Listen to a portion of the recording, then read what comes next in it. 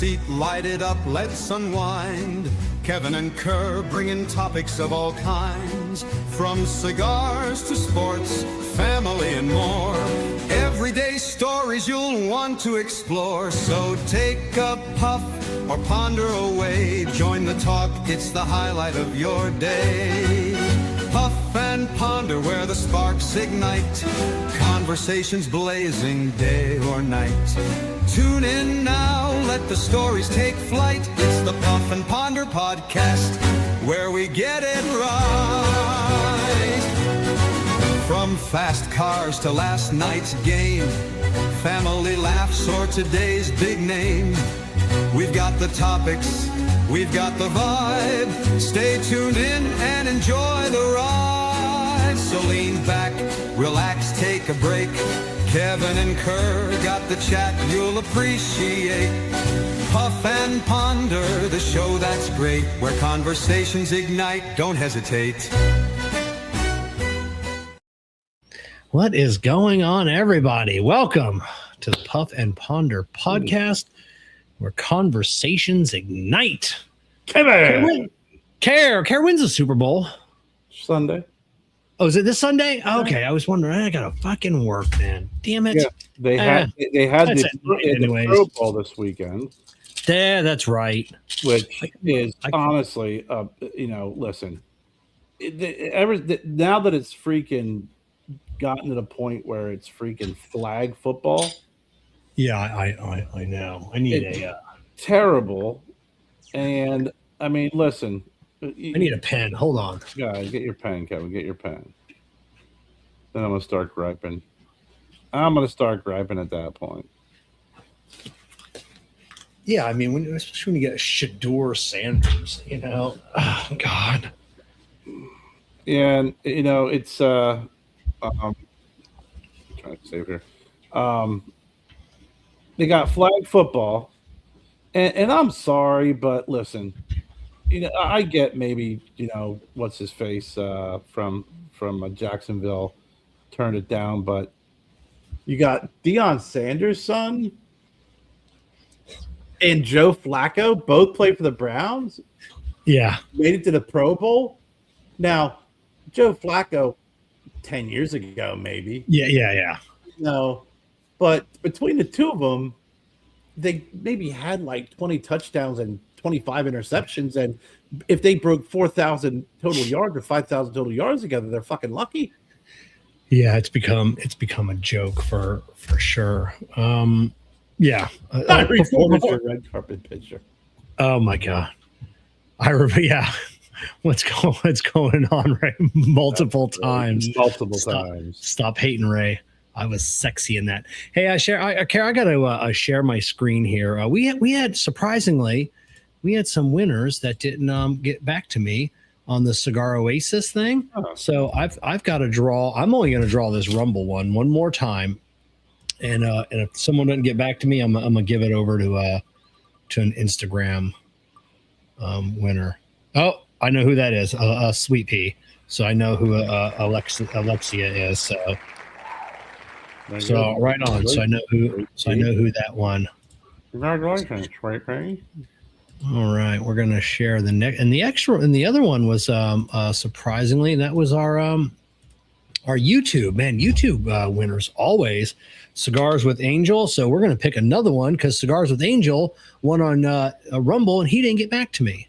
So we're gonna do this one, John the Bandalorian. That sounds some kind of like some Star Wars shit right there. That is, man. Mandalorian. Love it. John B. Bandalorian. Yep. All right. What are you smoking tonight, Kerr? We stopped by the Noble Leaf down the street from our house. They were open during the snow. We did get some snow down here. We got 8 inches of snow. And I picked up the Races Cubanos, the Liga de Reyes. Man, that was my favorite cigar.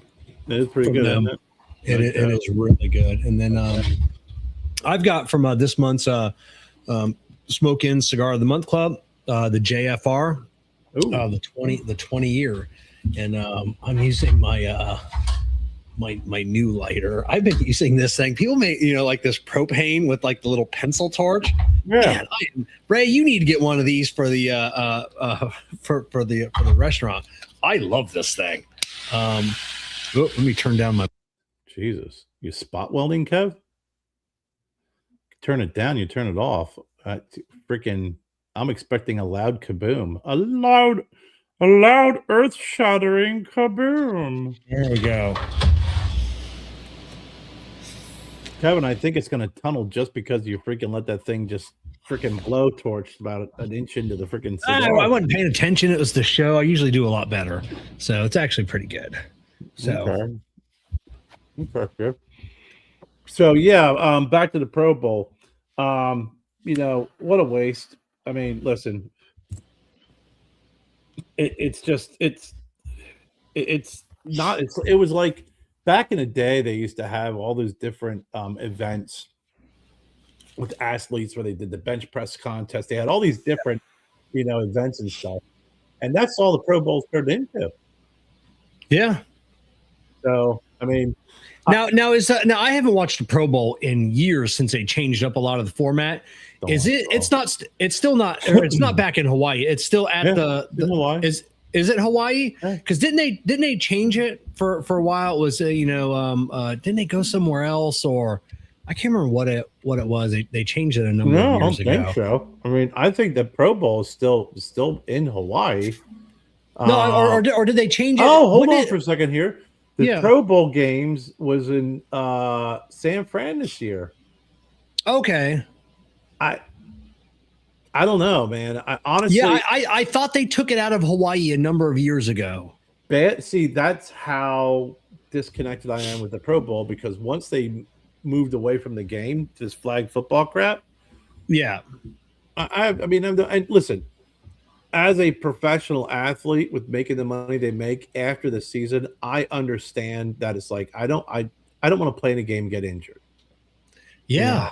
I get that. I do. But again, I think, boy, oh boy, man, the NFL's really trying to. It's almost like they're trying to snatch, defeat from the jaws of victory. I mean, they had a really good season, great playoffs. I mean, the playoffs this year were close. They were tight. Yeah, the referees got a lot of shit for it, but you got a really good Super Bowl come up, and you have a large group of individuals. I mean, I'm like you. I don't watch the halftime show, so I'm not going to be sweating it. But you have a lot of people not digging the halftime show. You have the Pro Bowl, which is what it is, and then it's like Deion Sanders and Joe Flacco make it to the Pro Bowl, and then you got Bill Belichick getting snubbed for the freaking Hall of Fame. What's going on? Yeah, I think he'll get in on his next time.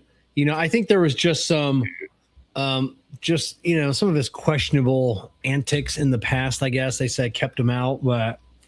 But Brady's getting in his first time without a doubt. Listen, that's weak. Belichick. I saw a post that said Bill Belichick waited 25 years to meet his girlfriend, so he's a pretty patient guy. I honestly think it's a travesty. I mean, like him, don't like him. I'm not a Patriots fan by any stretch of imagination, but I do recognize someone who's talented and who had great seasons. He put together great teams, won 6 Super Bowls, and did it at times when they had receivers playing D-backs playing receivers. I mean, defenses, whatever, they did fantastic. So he just wasn't an outgoing coach. He wasn't a Don Shula. He wasn't just one of those. He's just a grumpy old man that nobody liked talking to, and he didn't like talking to anybody else. And I think that's what kept him out. Well, But the record should speak for itself, and he should have got in on his first. Well, that's the one thing that's the one thing I always liked about football and playing sports versus getting into the working world is football, whether someone likes you or not, if you're a good player, you're going to play. Yeah. for the most part, if you're good and you're not a criminal, you're gonna play. You know, you get in the working world, it doesn't matter how well you do, no matter how freaking talented you are, no matter how fucking much work you do, how skilled you are. If you're not a lot of places, if you're not an ass kisser or if you're not freaking liked, you're not going to get to that next level. In football, it's like, listen, you know, freaking Kevin Shahan's a real freaking jackass, but he freaking throws for 500 yards every game and he's 6 touchdowns and he only has 5. Freaking, he's good. That's it. And even if you are a criminal, if you're a good football player, they'll overlook some shit in the NFL. Well, they do. You know, I'm trying to omit that part from it to prove my point, but I mean, I agree with you. I mean, it's like, you know, he just slapped his wife. That ain't too bad. Yeah, he didn't punch her. Not like he punched her, or kicked her. I mean, and it's unfortunately that's the reality of it. But yeah, I mean, that's one thing I always liked about football was. If you and sports, it's like if you play well, you know, for most part, especially when you get to that higher level, you're not talking about grade school and high school where sometimes, you know, dad's coaching, you know, baseball, and it's like, hey, your kid sucks. Why is he always starting second base? Well, it's because dad's coach. Yeah. But, you know, you get to that point where someone's getting paid to be the coach. Yeah, it's, my buddy's kid was a quarterback and he wasn't very good. And one of the parents was like, "Hey, how come your kid gets to be the quarterback?" And he goes, "Because I'm spending my Saturdays here." He goes, "If you want to spend your Saturdays here," he goes, "I'll take my kid out and we'll go somewhere else. You know, I don't have to be coaching, but if I'm gonna coach because nobody else wanted to do it, guess what? My kid's getting the treatment." And I'm like, "That's awesome," you know. Listen, you can't argue that with that logic. That's it. Like, I don't want to be here. Nobody else wanted to do this fucking job. Now I'm here pissing away my Saturdays. Yeah. So I'm not going to sit here and then freaking, you know, watch my kid ride the bench. Yeah, exactly. So, so did you watch my ghost video, Kerr, that I have the ghost in the house? No, you didn't. You missed that video the other day. I did. It depends on what day it was. Did you send it in Bullies or was it posted? No, I think I just posted it. Yeah, last like several days because we, you know, as you know, we went out. And we ended up getting a new vehicle on Friday. So leading up to that, it was just like trying to cross the finish line, and then the weekend was just snow, shit, shovel, crap like that. So tell me about this ghost. So I'm in my office around the corner. Jessica's sitting here on the couch in the lounge, and we hear this big crash. And I came out like, what the fuck is that? So we're looking around. My room 101 sign, my big sign came off the wall and it hit the floor. Luckily, just a little bit of damage. You really can't notice it.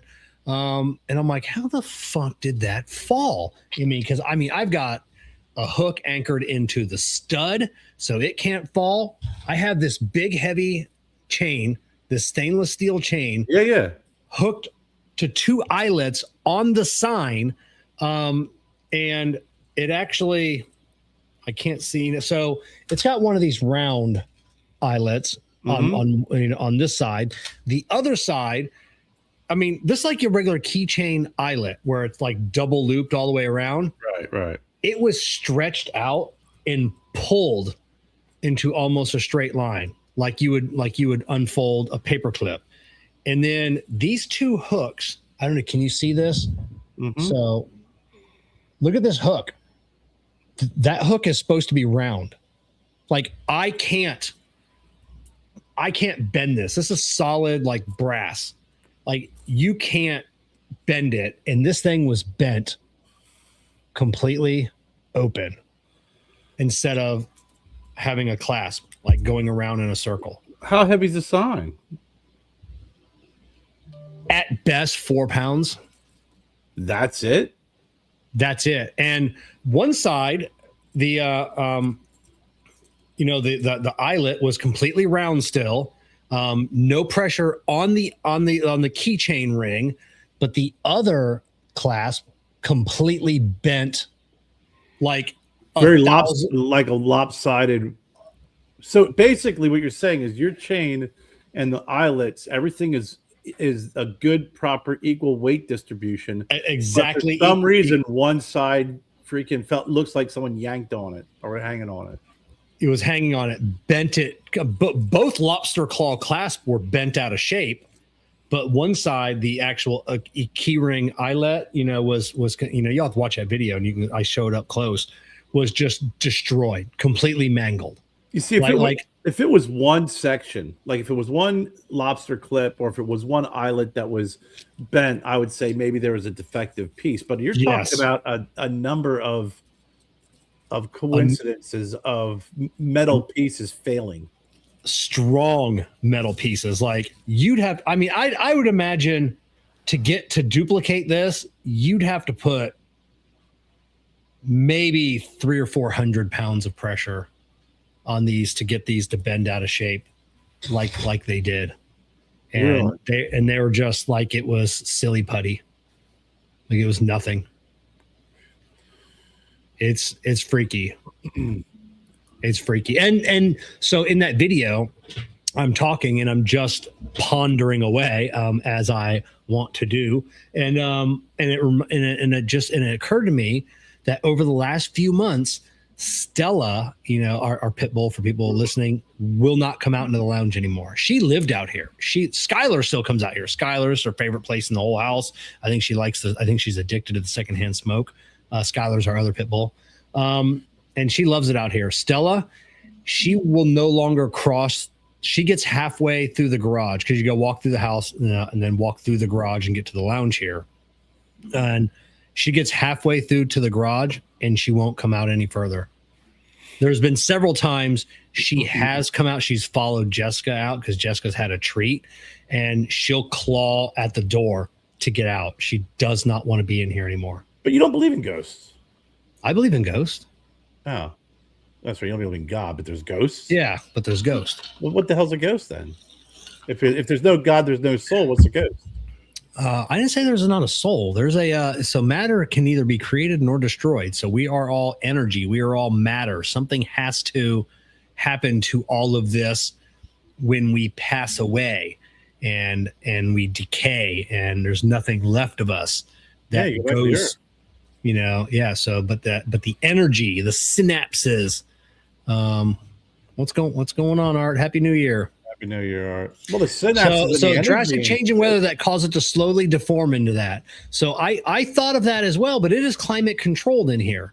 It never fluctuates more than a few degrees. So there's no way that it could have, and it was cold. So I can see if it was hot and the metal got thin or malleable.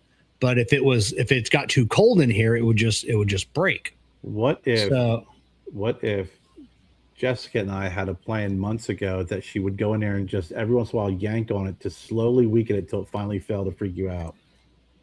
Yeah. Don't you? Yeah. No. Okay. Yeah, don't you feel the weather in the South has been freaky? No, not really. So see, ours says ghosts exist. So some people, I always under the impression that ghosts can't inhabit new construction. So like I know we have ghosts in the regular part of the house. There's rules to being a ghost. There is. You can't. Well, there's rules to being a poltergeist, and I think that's what some people are saying that I have.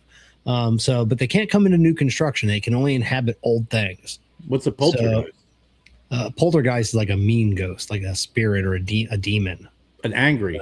There is no demons since there's no God. There can't be demons. Yeah, that's true. So, but I told in that video, that story of years ago. It's probably going back 15 years ago or so. I'm sitting in my office, which is Wyatt's room now, and I have a cornice over the window, which is like a big box with crown molding on it, and it says Buckeyes on it. And it was my whole Ohio State room, the office. And there's a lip around the whole top of the cornice, and it's probably about a 5-inch tall lip. And I have like buckets and all Ohio State paraphernalia up there. And one of them I had was like one of the short tumblers, which is probably only about 7 or 8 inches tall. So I'm sitting at my desk typing on the computer, and I hear a noise behind me of something hitting the ground, and it was that tumbler bouncing on the concrete behind me. Well, if you get a tumbler that's only 7 or 8 inches tall, and you got a crown molding lip that's 5 inches tall, it cannot fall backwards. It just can't. There's no, it has to physically jump up and over that. So I got so freaked out I left the house. I left for a couple hours, went up the road to the AmVets, I believe, and had a couple drinks or something. But yeah, I left because that's physics right there. That's not even ghost, no ghost. That's physics. An object cannot fall or jump up on its own. Yeah, I thought about that too, Jen. Antiques. Fucking, I got a lot of antiques behind me. Do you think it's the freaking person who owned Jessica's engagement ring is coming back and haunting you? No, I don't think so. You don't think so? I think every time she gets angry, it freaking gets that spirit angry, and the poltergeist comes in. I think that'd be like one of them good, good things that had like a spirit wouldn't inhabit, like, because like that's a good thing in your life, an engagement ring. So but what if it was an angry relationship prior? Yeah, but if you accepted the engagement ring, you probably accepted it for like good reasons. Even if it turns sour afterwards, you'd always look at that and remember the good times. So you wouldn't attach your angry spirit to something that had a good. I guess if you believe in ghosts, you tell yourself anything, because I don't know. Yeah, that's it. But yes, I do have some antiques here in the lounge, everywhere else. So I don't know. It's kind of freaky. Kind of makes sense why Stella won't come out here anymore. She's freaked the fuck out. You sure there's no dead bodies anywhere? You sure that maybe there's not something under the house that you're not aware of, like in the movie Poltergeist?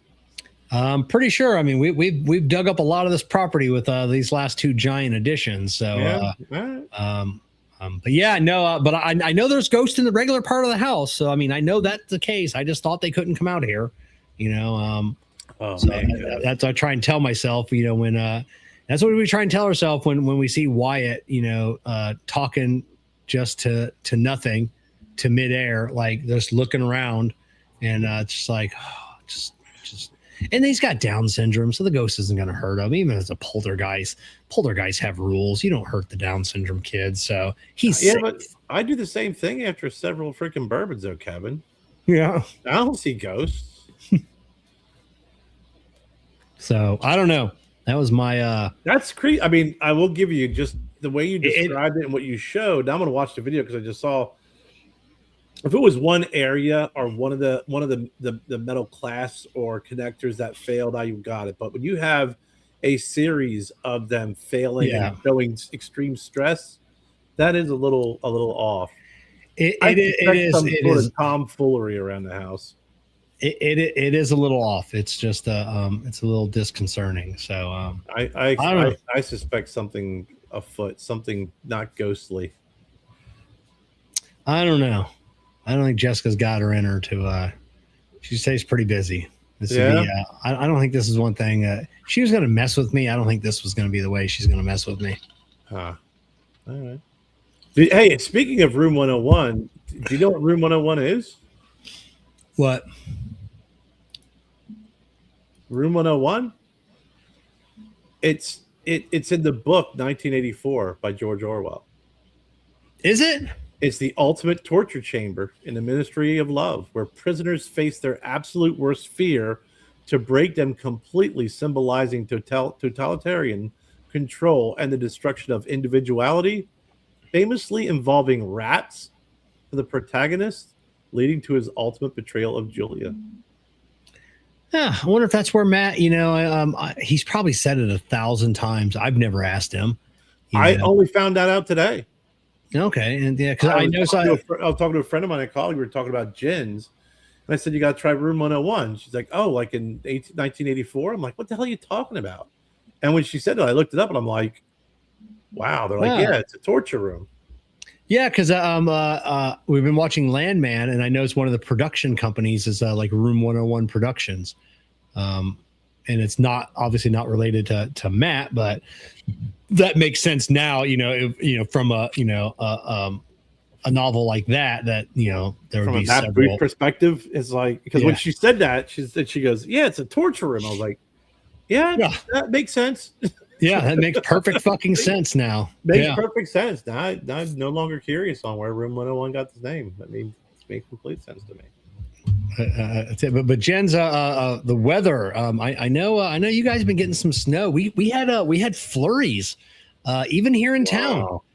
We didn't get up because I really didn't care about getting up at midnight when it was supposed to be its coldest and try and watch for the snow flurries.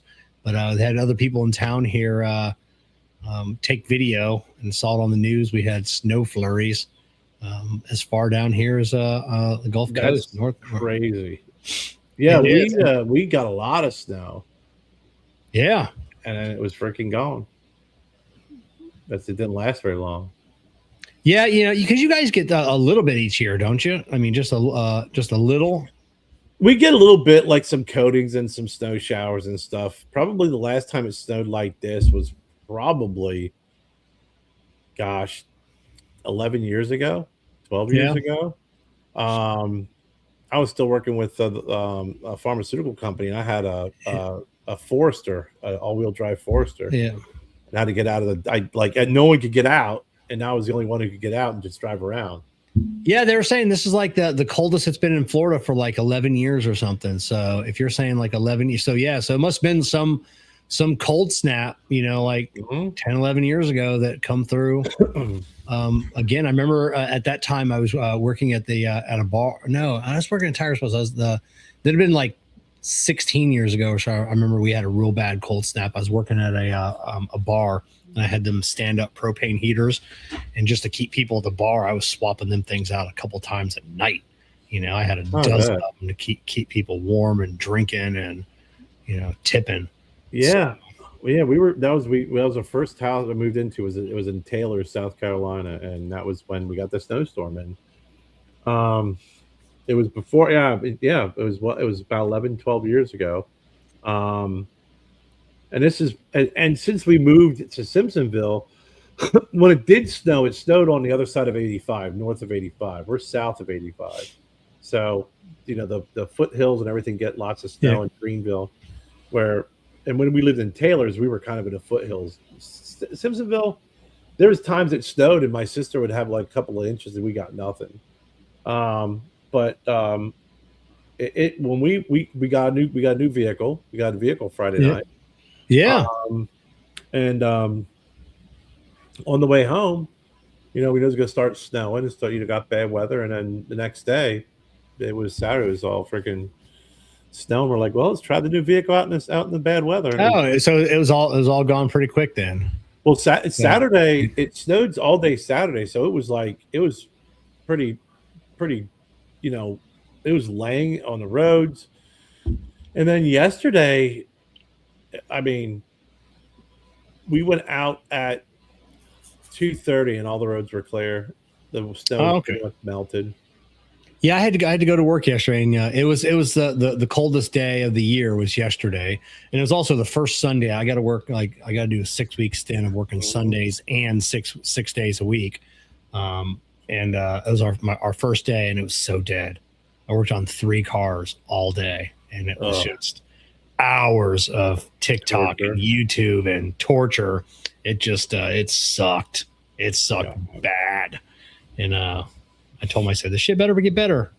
Normally they're busy on Sundays. I'm like, if it stays slow, I ain't fucking coming in. I ain't pissing my time away. Well, if it was cold, I could see why. Because I'll tell you, it got decent warmth like for a couple of hours in the afternoon here. Like even today, I walked out, it was warm probably for about a good 3 hours in the afternoon. And then it's just like as soon as the sun starts going down, it gets freaking ice cold immediately. But yeah, I mean, I couldn't believe on Sunday morning it was icy, and it was from the all day snow, and on Saturday by noon it was like the sun came out, it was still cold, it melted everything, dried everything up, and we went driving around, and there was absolutely nothing on the road. Went down, picked up a pizza. There was hardly anything open, which always makes me laugh. I'm like, dude, there's nothing The only areas that were remotely freaking close to being snowy or icy were under bridges where it's shaded and it melted. Yeah. That was it. If you can survive that 20 feet under the bridge when you're driving, you'll be fine. Yeah, we had I got to work Sundays because we had one of our kids a kid leave, and he's moving back to New York. It's been like 6 years since he lived up there. Why? It's where his parents live, and why move back to that state is freaking. He's and it's like upper New York, so it's not upstate? Upstate. So he's like an hour from like the city, and or any city, big city. And I don't know. He's like, I live there. I'll be fine. I go, well, you've had 5 or 6 years of your blood thinning, of Florida. Yeah, it's it will not be the same. Yeah, I think upstate New York, that's mountainous too, man. It's like when you think of New York, you think of New York City. Yeah. And that's like a freaking, like, if you look at a fucking pizza and you put one pepperoni on a pizza, that's New York City. The rest is freaking the state of New York. And most of it's wooded. Yeah. Woods, lakes. I mean, but I can't imagine living down here and then moving back up there. I mean, the state of New York, the city's terrible now. The state's not doing much better, and it's cold as hell. Yeah, we got our neighbor that lives behind us. He's a snowbird, and he's got a big compound up there in upstate New York, and they got to prepare and bring everything in because once like the first snowfall starts falling, like he's in for 6 to 8 weeks. There's no getting out. It's just in, one of those driveways that are a couple miles long. So like there's just no, they have snowmobiles, but plus he was in the CIA and I don't know what he always says he's just an accountant. I'm like, that's what they all fucking say. Yeah. That's what all the spies say. I'm just an accountant, you know? So, but yeah, it's he's got a big compound up there, big house. I bet. What's funny is when you're up there, I worked in upstate New York for a couple of years, and my cousin lived in Watertown. I had friends in Syracuse and Buffalo, and when you hear the term lake effect snow, I think some people you don't realize the impact of lake effect snow. Yeah. Oh yeah. Like one area can be like, yeah, we got 8 inches. What did you guys get? 2 feet. Yeah. Oh yeah.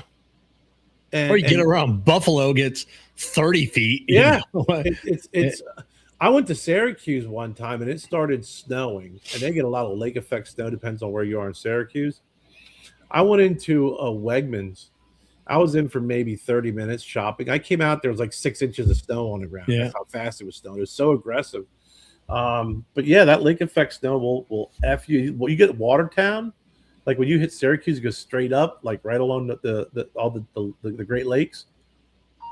It like you said, you have to have a snow machine in order to survive. You're going nowhere.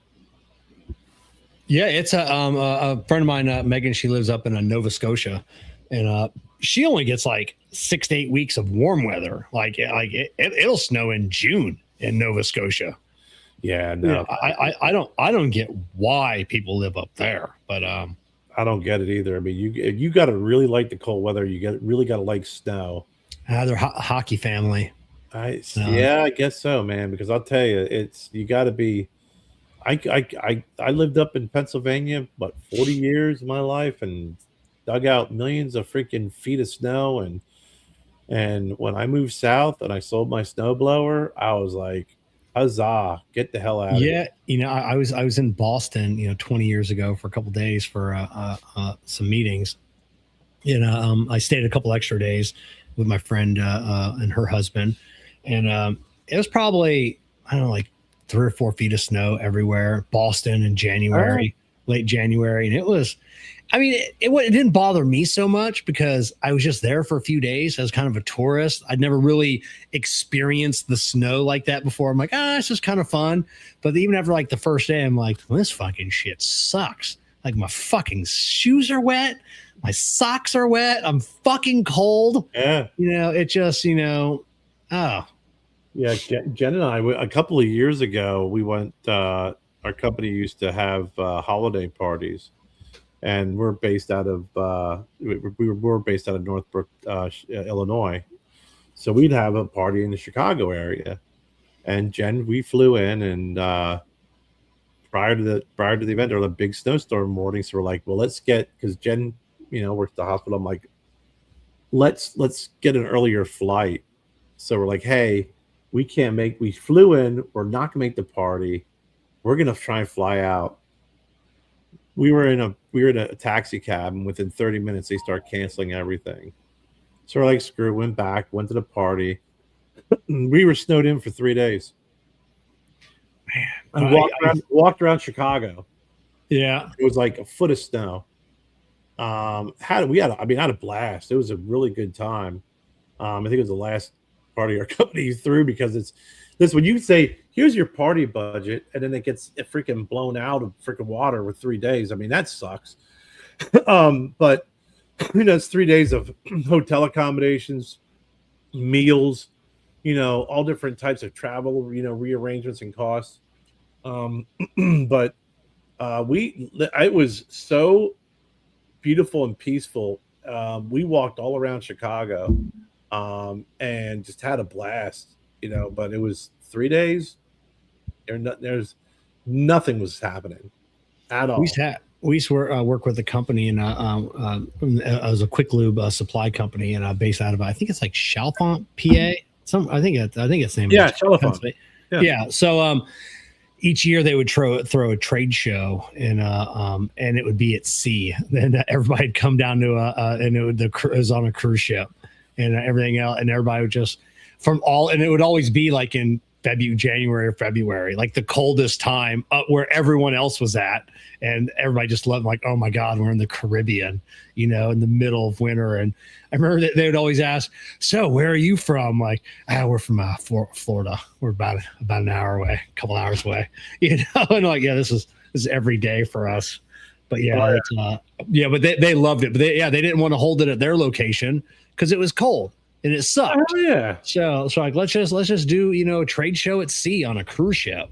Yeah. I mean, you're going to be, that's freaking, that's in the Philly area. Yeah. That's in freaking January. You're not going to want to be in Philadelphia. I mean, you won't be Philadelphia anywhere now, but January, especially, God almighty. It's cold, bro. Oh, it is. I was up there once to visit my buddy that worked for that company, and it was like December or something. I took Amber up with me, and she went with his wife and his daughter. They went into Philadelphia and saw some sights, and we just hang out and smoked cigars and drank. And it's the first time I ever drove in the snow. I'm like, that was a little weird. If you're not used to that, that could be a little tricky.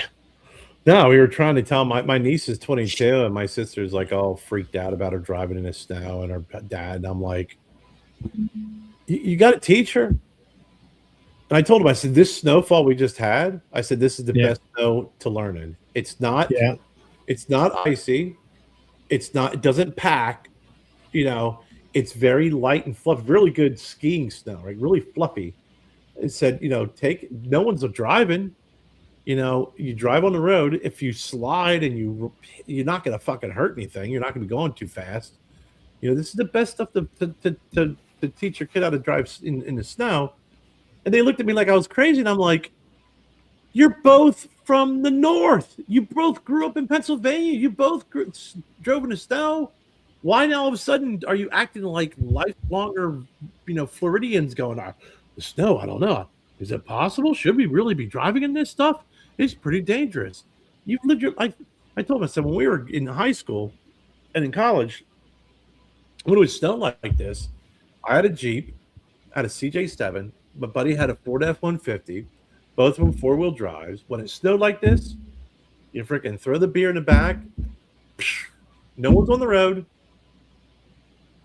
No one's around. No one's gonna mess with you. Back then, cops didn't have SUVs and 4x4s.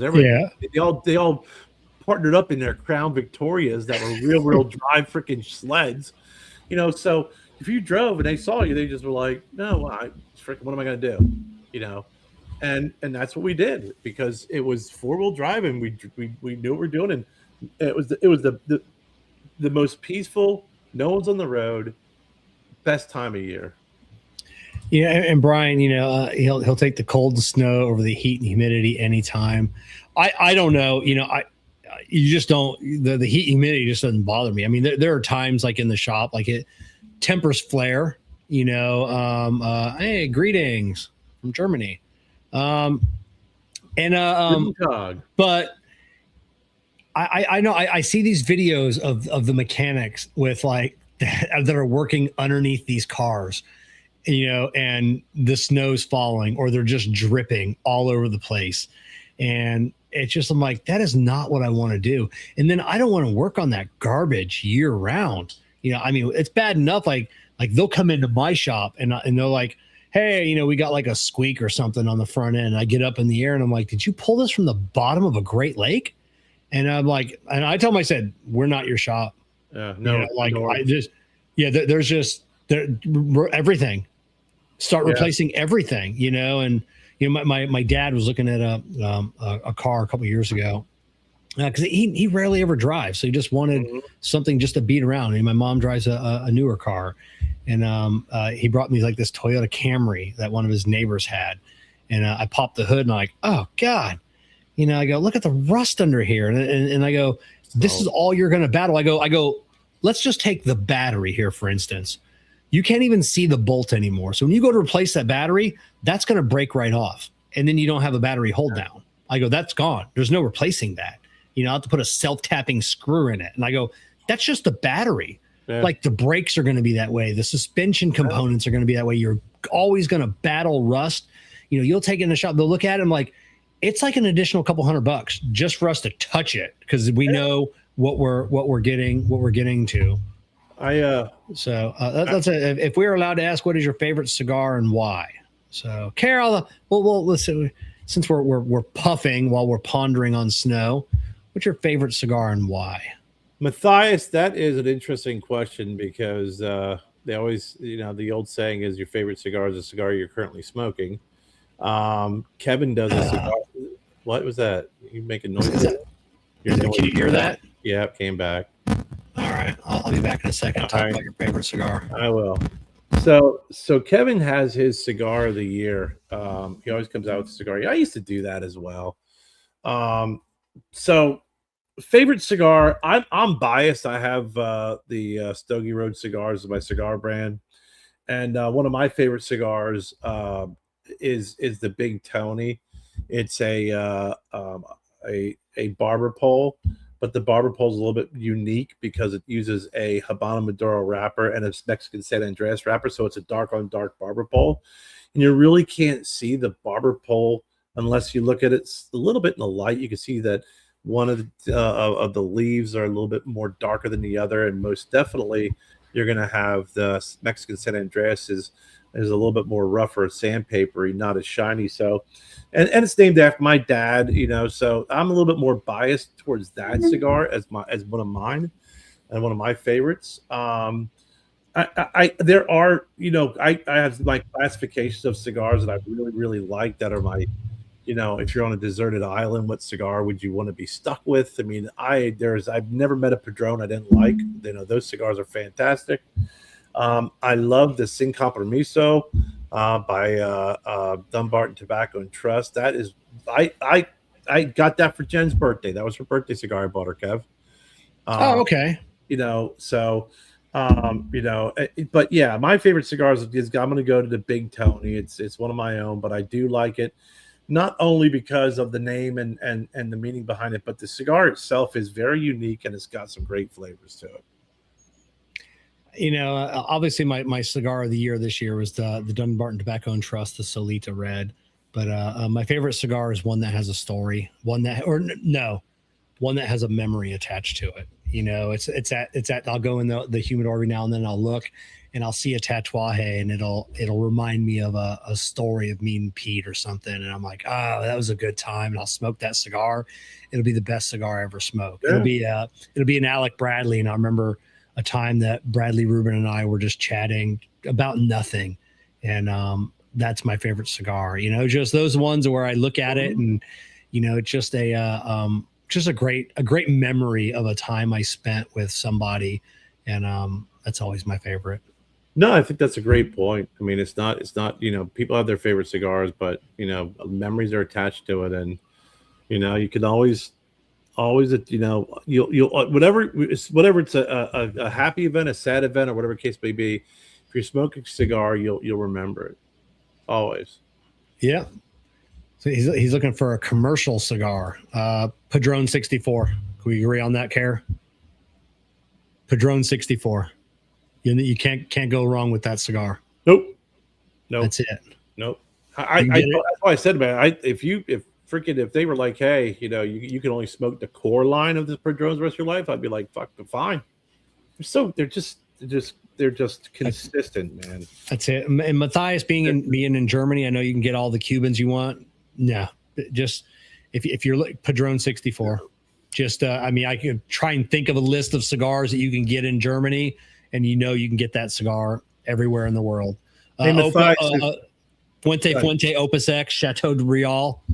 There you go. Yeah, if you want to try a good cigar that you probably get in Germany, and actually the guy who's the owner is in Germany, it's Skelton, Skelton, Skelton Cigar.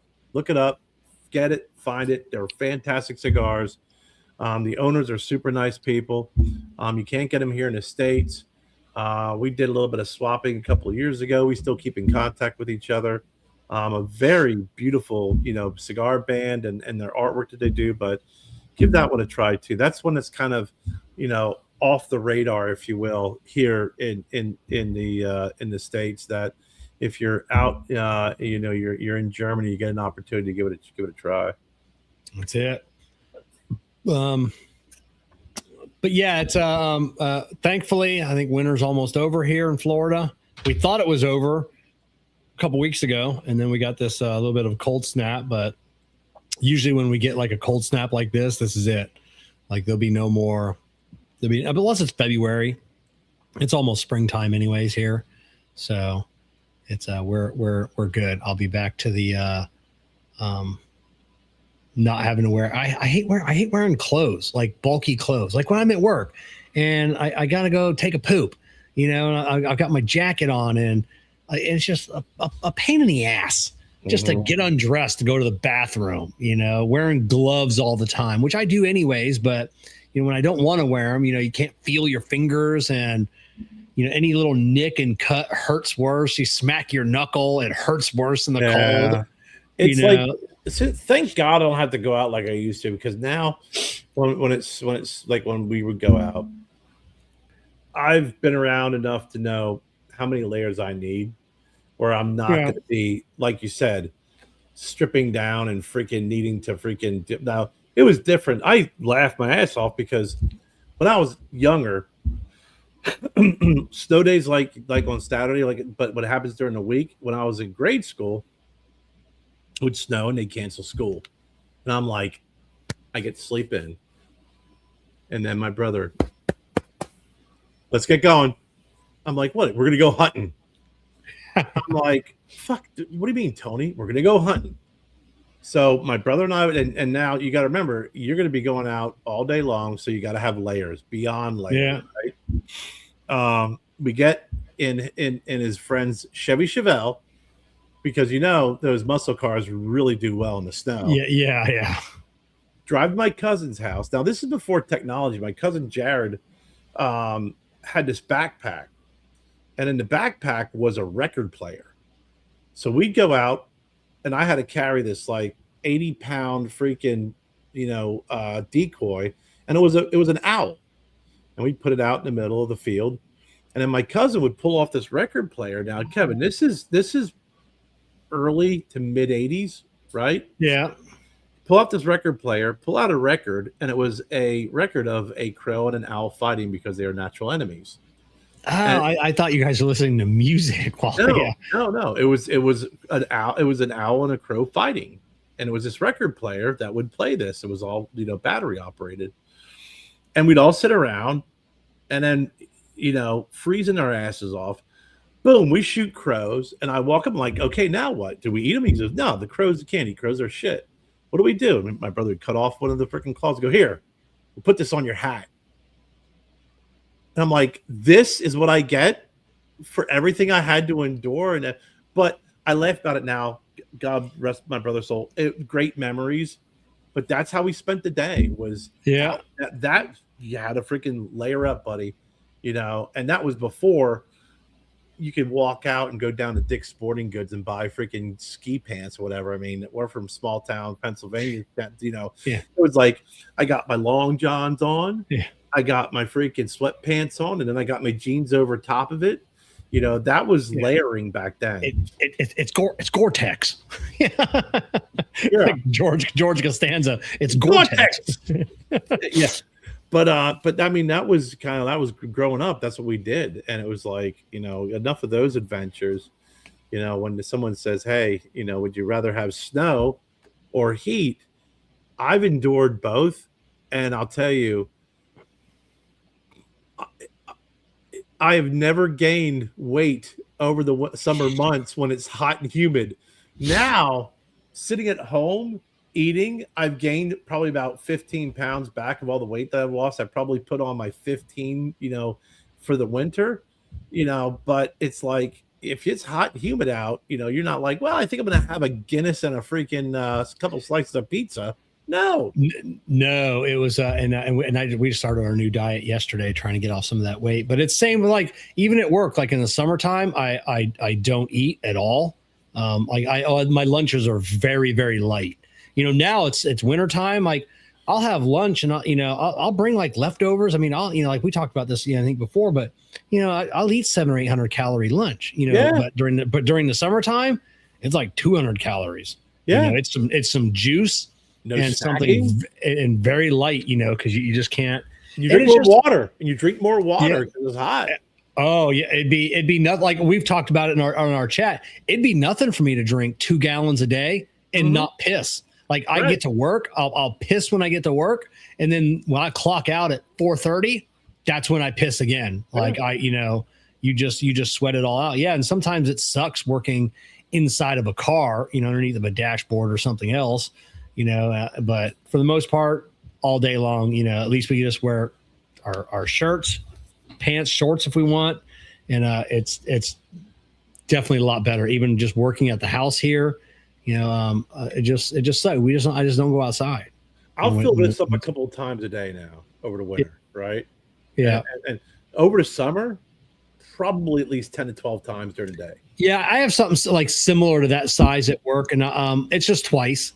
I'll fill it up one time, and I know I should be drinking more because I can feel it, but I'm just not thirsty, Well, So now if I get what I would like is if I get hungry. If I get like some hunger pains, I'll just I'll chug the water and I'll be okay. Now, if I get hungry, I'm like, well, there's some chips in there. But yeah, Josh, it's easier to cool down than it is to warm up. I 100% agree with that.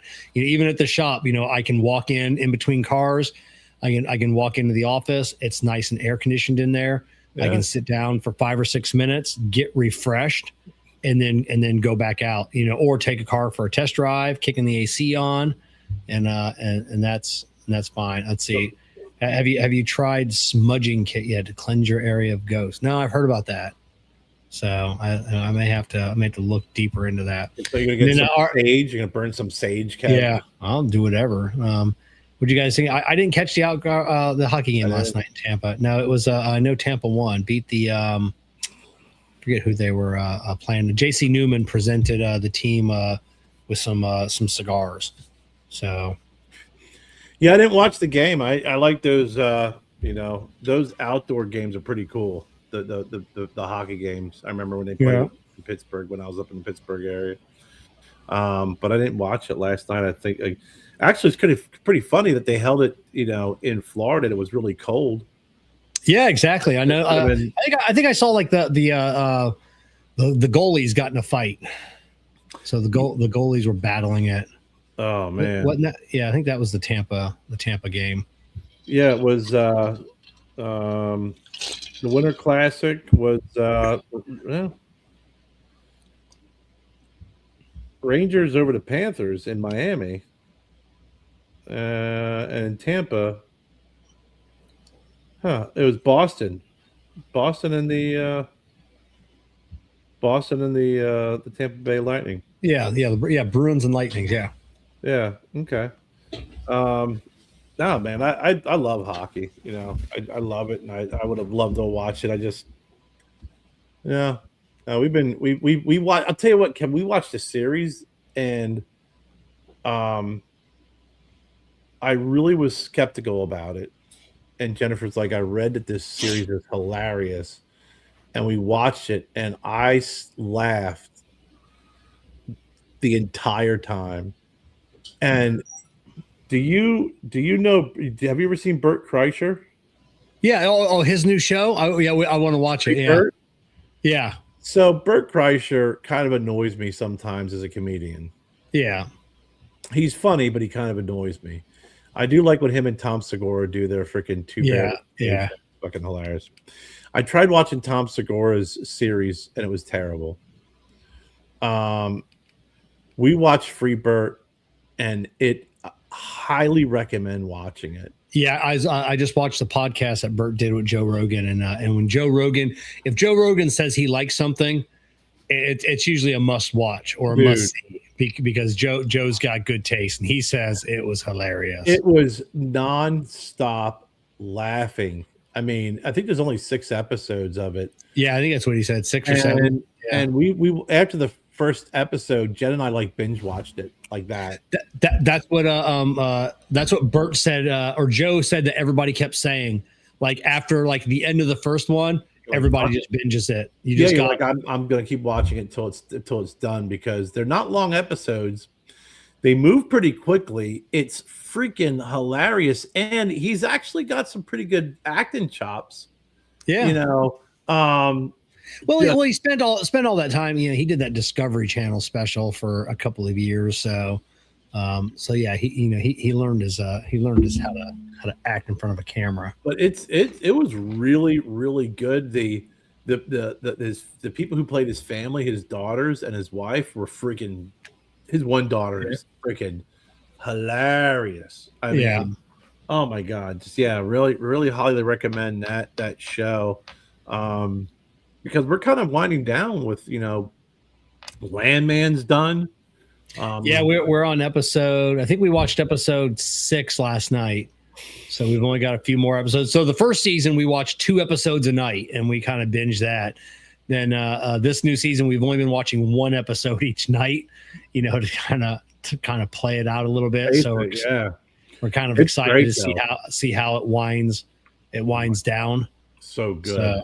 And then the Mayor of Kingston, that I'm done with that series now. They got one more season coming up, but Jeremy Renner was injured, with that snowcat.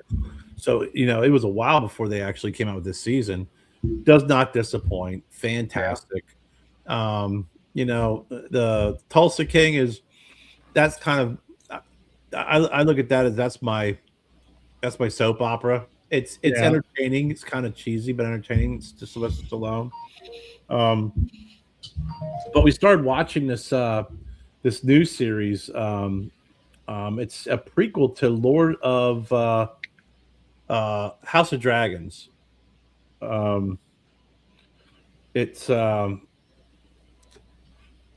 gotta tell you about another series too. But you're not a comic book guy, so I don't know if you'd like it. But Wonder Man. Yeah, we were chatting about that. Yeah, I'll tell you what, man. People talk. I went and saw the the trailer. It actually looked pretty good. People talk about you watch these series, if they change a male character to a female character, they change a white character to an African American or a different race, everyone loses it. Oh, you didn't like that because they had it was filled with, the LGBTQ community. Oh, you didn't like this? And it's like, no, I didn't like it because the writing was terrible and the acting was terrible. And at times you're trying to push an agenda when it should just tell a story. Now, Wonder Man in the comics is a white guy. Yeah. This is a black guy. And he's fantastic in the movie. The writing's great. His chemistry with Penn Kingsley in the movie and the series is fantastic. The storyline is great. It really is on how they're rewriting the story a little bit. But man, just well done, well acted. I was blown away by it. I Marvel series have just been kind of hit or miss. I didn't like the Hawkeye series. I thought that Loki series is good. The Miss Marvel series is terrible. That was horrible. That was another one that just got a little too agenda driven. But this series was just fucking great. And I don't mind when they change like a character from a white character or black character. No. I don't like it when they make it a woman, or vice versa. Like if I read the book or something like that, and I'm like, oh, this is a dude.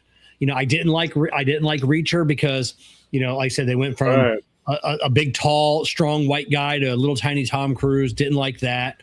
Little tiny Tom Cruise. Yeah, little tiny Tom Cruise. Did not like that. Like I'm not real happy about the new, like the Harry Potter series coming out when the Snape is going to be, the black guy, and it's not because I don't know that guy, but we just all know what Snape looks like, and if you read the books, it goes into details of what he looks like, and that's not it. He's freaking Alan Rickman. Yeah, you can turn Dumbledore. You could turn Dumbledore into like an old black guy with a big white beard, and I don't think people would probably bat an eye at that. But like one of those main characters like that, it's just. But yeah, there have been other characters that I've read in the book where they, like said, made the black guy white guy, made the white guy black guy, and it worked in the movies. I'm like, oh yeah, it works. Yeah, not a big deal. No. Don't care. No, Pelican Brief. Yeah. That was if you're a Tom or what? Not Tom Clancy, but not Michael Crichton. He wrote the Firm too. Yeah. I can't think of it offhand. Yeah. So there are things like that. It doesn't bother me. Doesn't bother me at all. But yeah, they're just certain characters. You kind of got to leave.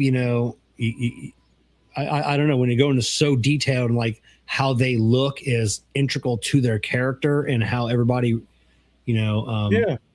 Yeah. It's just, I don't know. Sometimes it just doesn't work. Listen, like I said, I like a good story. I like good acting. Yeah. You took Marvel, right?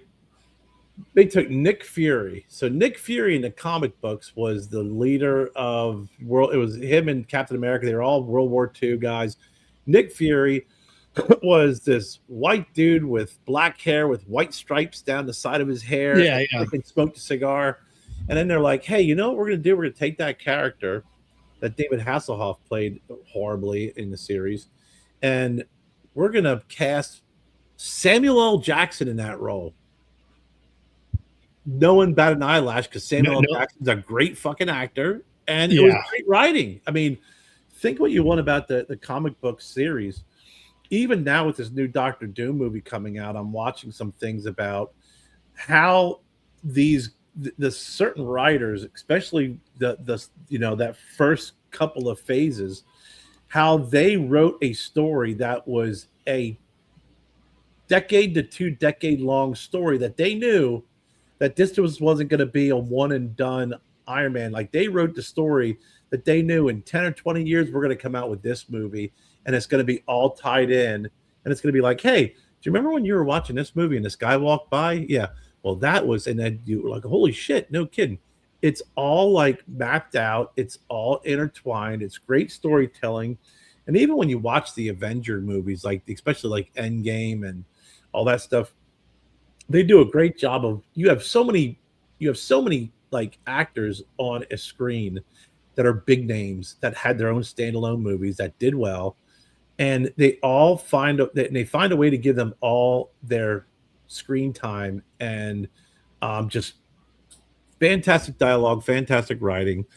I like it. When you said, like they'll plan out, like they'll know, like 10 years. I was watching a like a little recap of the Futurama, one of the greatest cartoons of all time, hands down. Spanned 10 years, 3 networks, canceled a half a dozen times, and this one guy did a deep dive into Futurama and how Fry ended up in the future and how Nibbler was part of it. And they're like, this is like eight seasons in, 8 years in, so many seasons. Like, there's no way they thought about that in the beginning. And they went all the way back to the beginning at the very first scene. And in the shadow of that, when Fry accidentally gets knocked into the machine, like there's a shadow of Nibbler.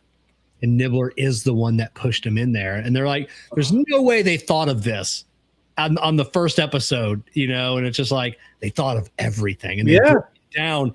It's like they knew on season 1 how this show was going to end 10 years later. Like, and it was crazy, isn't it?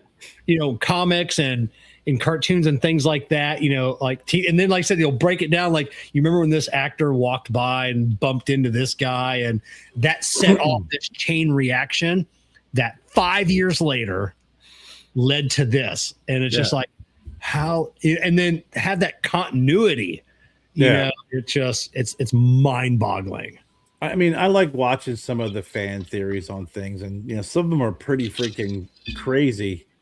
Some a little far out there, but I was watching the one they were talking about. I think it was the one Age of Ultron, when the Red Witch, the Scarlet Witch, kind of she's has the power to be able to enchant people, and they all had like these visions. And Tony Stark's vision was that he killed the Avengers, and it was always about Tony Stark. Tony Stark, and they're like, well. Robert Downey Jr., who played Tony Stark and Iron Man, he's playing Dr. Doom. So now they're talking about how there's this parallel universe, and he's really Dr. Doom, and blah blah blah blah blah. And then they showed some of the episodes, or some of the flashbacks of the of like when Thor was having his moment, and they show this figure walk by with his hood. And they're like, I bet you that's Dr. Doom. It's going to be interesting how they tie all this stuff together, but they do a really, really fine job of, especially the originals, of tying all this stuff together.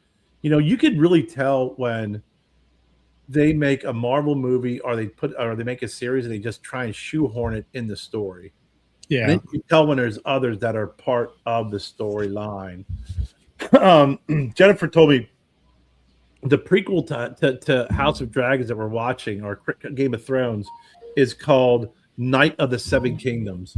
And there's only 3 episodes. We got to watch the 3rd episode. It's pretty decent, a little slow, but it is pretty. I mean, I like the Game of Thrones. So Jen and I really got into it after it had its, moment in the sun. So we kind of just binged it and watched it all the way through, and then we got it really into all the different prequels and stuff. But this is another one that we're kind of hooked on because we're running out of series. Did you guys watch Welcome to Derry? Oh, so they are going to come out with another season. They're trying to figure out how to write it. They're going another 30 years backwards. Yeah. So I did read that, and I guess the guy in charge of HBO, and he was being interviewed, and they're like, no, we want to do it. They're trying to figure it out. They're literally writing it right now, and they want to get it down. But then he had let that like a little slip there. I heard that they want to go 30 years further back. So I'm like, that'll be super super cool. Yeah. I mean, you see it when Yellowstone came out, it was a big hit. They're like, well, let's go all the way back to 1883. And then they're like, okay, well, let's go to 1923, And so, I mean, Taylor Sheridan, he had to have signed something with the devil. He had to have signed a pact. That guy come out of the blue and now he's a billionaire. he has every show his name is attached to. 100%. And even his business workings are crazy because he owns like the what is it? The ranch, the 4-6 ranch, and he's like, well, what I'm going to do is we're going to film most of the freaking show on my ranch. So the production company's got to pay me rent for my ranch while I film my show on my ranch. I mean, he had some decent movies, leading up to it, but you read his story. I didn't know he did movies. Yeah. He's actually one of them was let me see here because it's oh sweet Jesus. His story, when you read about it, on how he was getting shot down a lot early on in his career and was getting screwed over, is pretty interesting. I'll tell you what, I will tell you this. I think, again, this is, just my opinion because we don't know the story behind it. But I really think that what put him on the map was Yellowstone, but I think Kevin Costner put him on the map. And I think the way he did Kevin Costner was pretty dirty. But he wrote Cicero, which is a great movie from 2015 with Benicio del Toro. That's a really good fucking movie.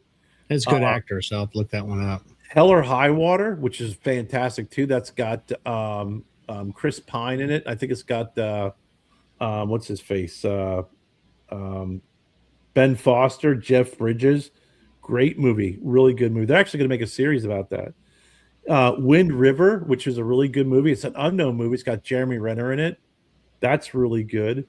And then he's Those Who Wish Me Dead, which was a terrible movie with Angelina Jolie about a freaking forest fire. Who cares about that one? That was a really bad one. Not a big fan. And then that's when you start getting Yellowstone, and then all the series start coming out. Lioness is another series he wrote. That's Jen and I love that series. Yeah, it's awesome. Yeah, and like I said, and Kevin Costner set him up to get Billy Bob Thornton. It was and which I can't imagine anybody else in that role of Landman. And then nobody else pulled that off. And then to get his dad, Sam Elliott. Yeah, Sam Elliott. Just God. Sam Elliott, I mean, I wish he'd do more Firestone commercials. I mean, I worked for Firestone. Like when I see a commercial, I'm like, I want some Firestone tires, like Sam Elliott will make me buy some Firestones. Yeah. If you get a chance to watch the series Lioness, it's a CIA operative, really good. Zoe Saladay's in that movie and that show, that series. Listen, I know when you see women running around with guns and freaking that stuff, everyone's like, she 1,000% believable. She's a freaking rock star. She's awesome. Yeah. But yeah, I mean, listen, this guy he writes Mayor of Kingston, the other series I like watching. Oh, okay. So you got to figure this guy has written, 1883, 1923, Yellowstone, Mayor of Kingston, Lioness, Tulsa King, and Landman. Yeah, I said he signed something with the devil. The movie Cicero 2 came out.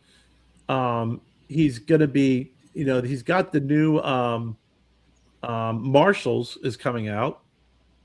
1944, which is again is another 20 years after the 1923 series. Marshals is going to be due. And what was the 1923 series about? Dude, let me tell you something about 1923. 1928, there was 1883, which talks about the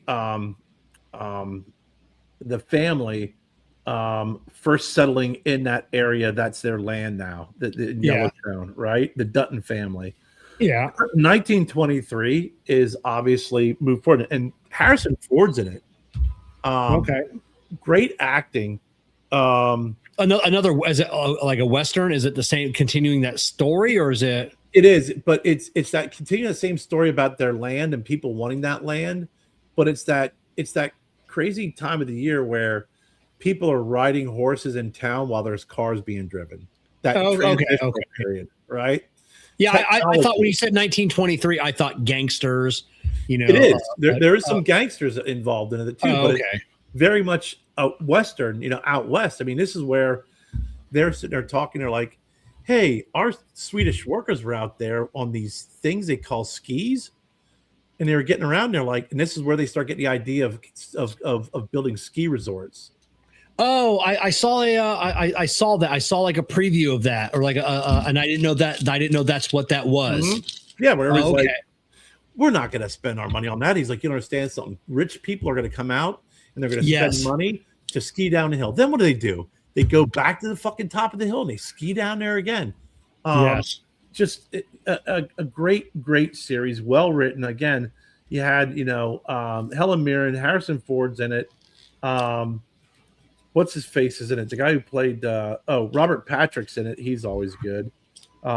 Timothy Dalton is in it. He plays the bad guy. Plays a great bad guy. But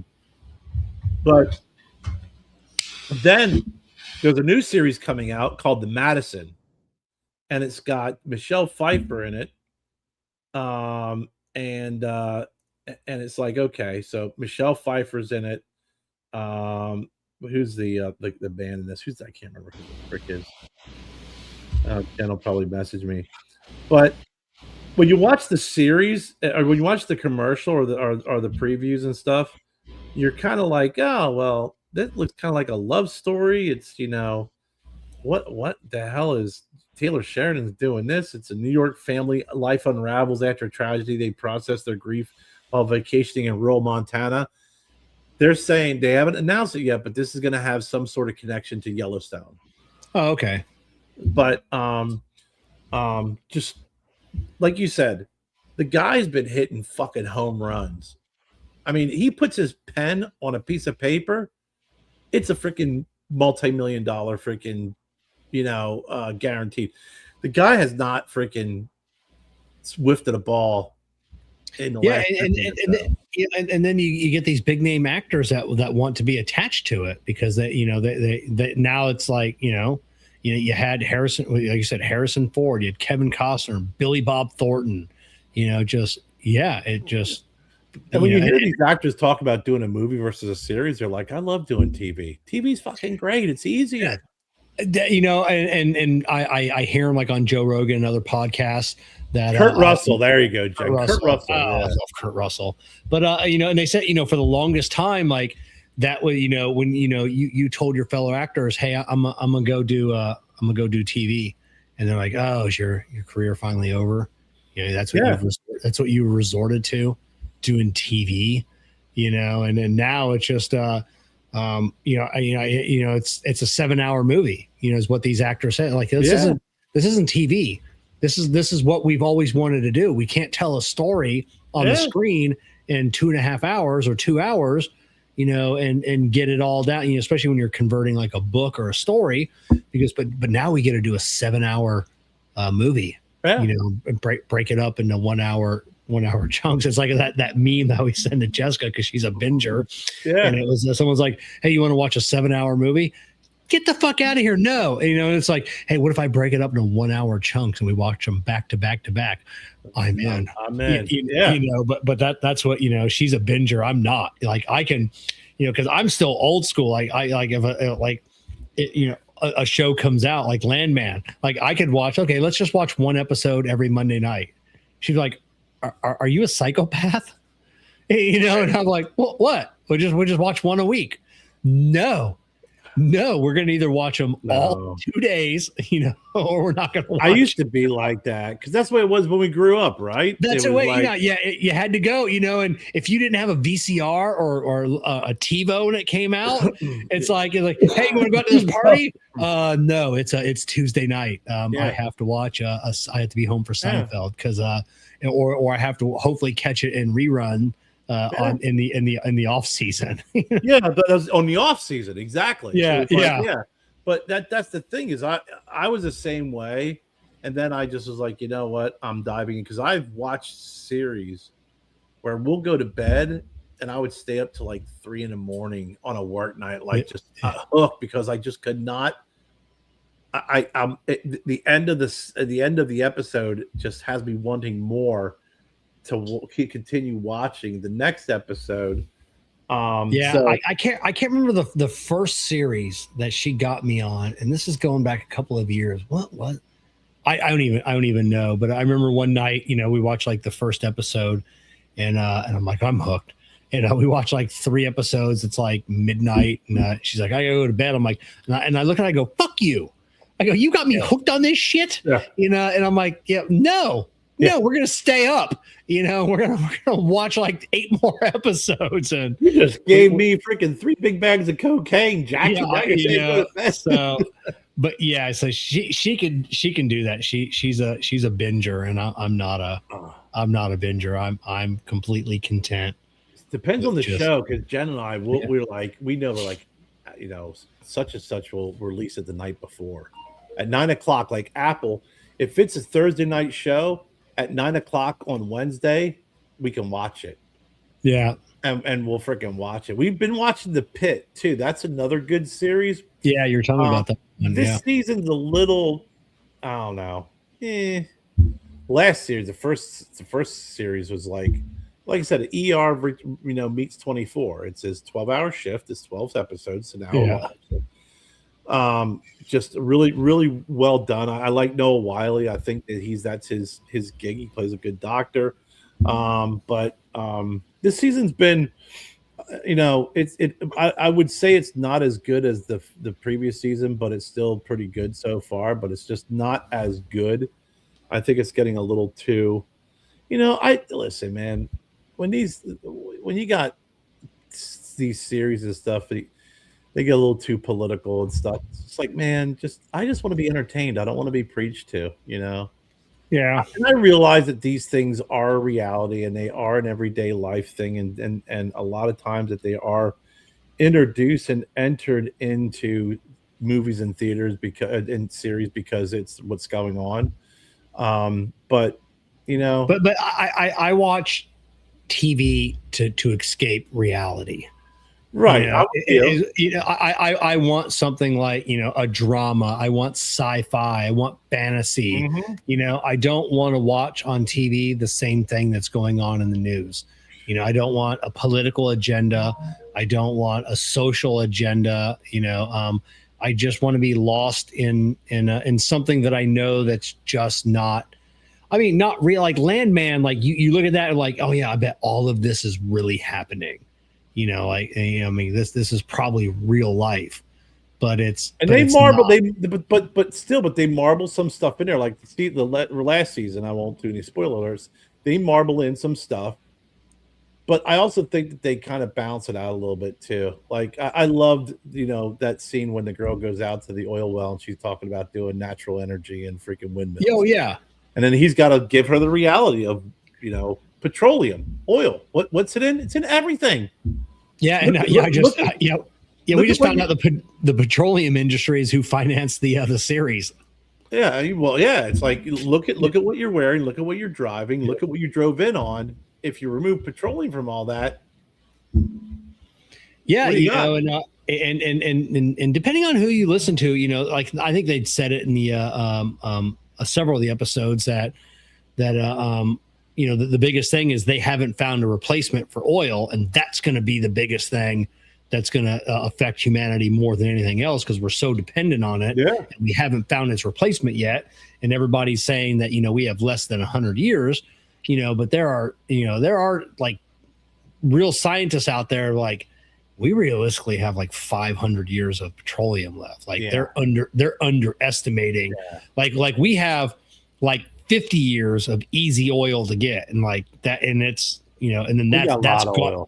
That's gone. Like there's gonna be no more of just putting a pipe in the ground and just sucking out oil. Like it's going to be hard to get, but we have hundreds of years of petroleum. But but it's going to drive cost up. So if we don't have a replacement, then they talk about they talk about like replacement. It's like, do you realize the ripple effect of everybody who, everything across the board that would be impacted by, if you just got rid of the oil industry tomorrow. Oh, because yeah. it's not only just our dependence on oil for fuel, et cetera, et cetera. It's everything, the companies that make the freaking drilling tools, the freaking the different transportation, transporting the freaking the materials. Just people don't realize that if you got rid of something that big, and understanding what's like, well, this person's getting rich off this person's getting rich off that. It's like it is an industry that it's made millionaires out of people that freaking don't own an oil company. They're not invested in an oil company. They just happen to make a really good drill that freaking drills for oil or whatever the case may be. Look at Howard Hughes. His family owned drill bits. Yeah. That's what they did. That's how they got the Hughes fortune. They had the drill bits that went on the end of, of the drilling rigs. That's how they became billionaires of their times. Right. So it's never the people, in the end user of that product. It's always the people that make the components for, the tooling. That's who makes the fucking money is. And everybody along the way that has some new idea or some way just to even, the freaking steel manufacturers are concrete of when they build these freaking, these oil rigs. It's like, hey, here's my business. I do X, Y, Z, and I'm going to build freaking X amount of freaking rigs this year, and I'm going to freaking, make freaking cash. I never once drilled for oil. I don't own oil. I just happen to be really, really good at what I fucking do. Yeah, and it's pretty amazing. I was going to ask you, this is kind of a conversation within a conversation, but I have to bring this up because I know that you are a big fan of NASA. And they're getting ready to launch this rocket. I know. Fucking abysmal fucking program. Fuel leaks. They got fuel leaks now. Do you see that? Yeah. So when are they just going to be like, listen, Elon, just take it. We want you to take us to the moon, circle it a few times, and then come back. We'll pay you whatever you want. And then he's going to do it. He's going to do it the right way. It's just this.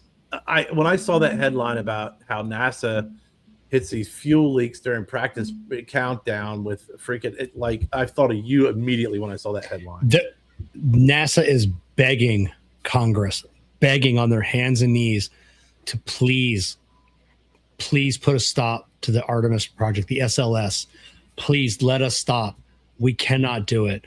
We're $10 billion over budget. We're years behind, but it's law. It was signed into law, signed by the president, that NASA has to fucking continue this project because it was in a bill because of a congressman from fucking Louisiana, that wanted money to stay within his state. And it's just that they're begging, please, will somebody rewrite this to where we can cancel this project and give it to Elon or Jeff Bezos? Like they're literally begging Congress, and they won't do it because it's literally 1,000 companies. I think that's what they said.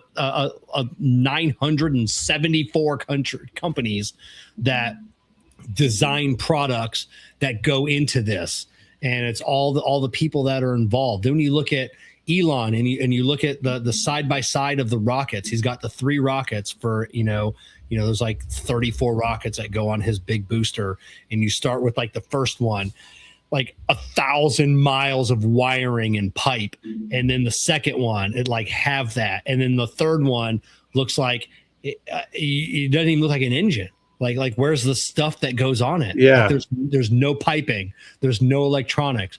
It's got like 8 components versus 800, and like they just keep refining and keep getting it better and better because he has the incentive to make it better, cheaper, faster, reusable.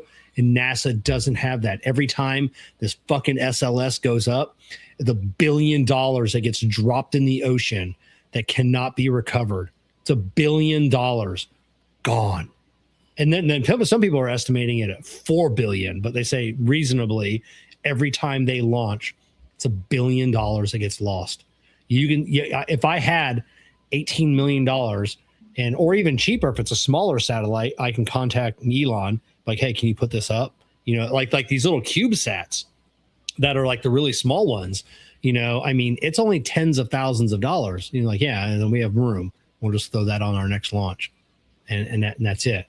But NASA and the space shuttle, it was it $20 million a kilo or something like. I mean, it was some stupid number like that.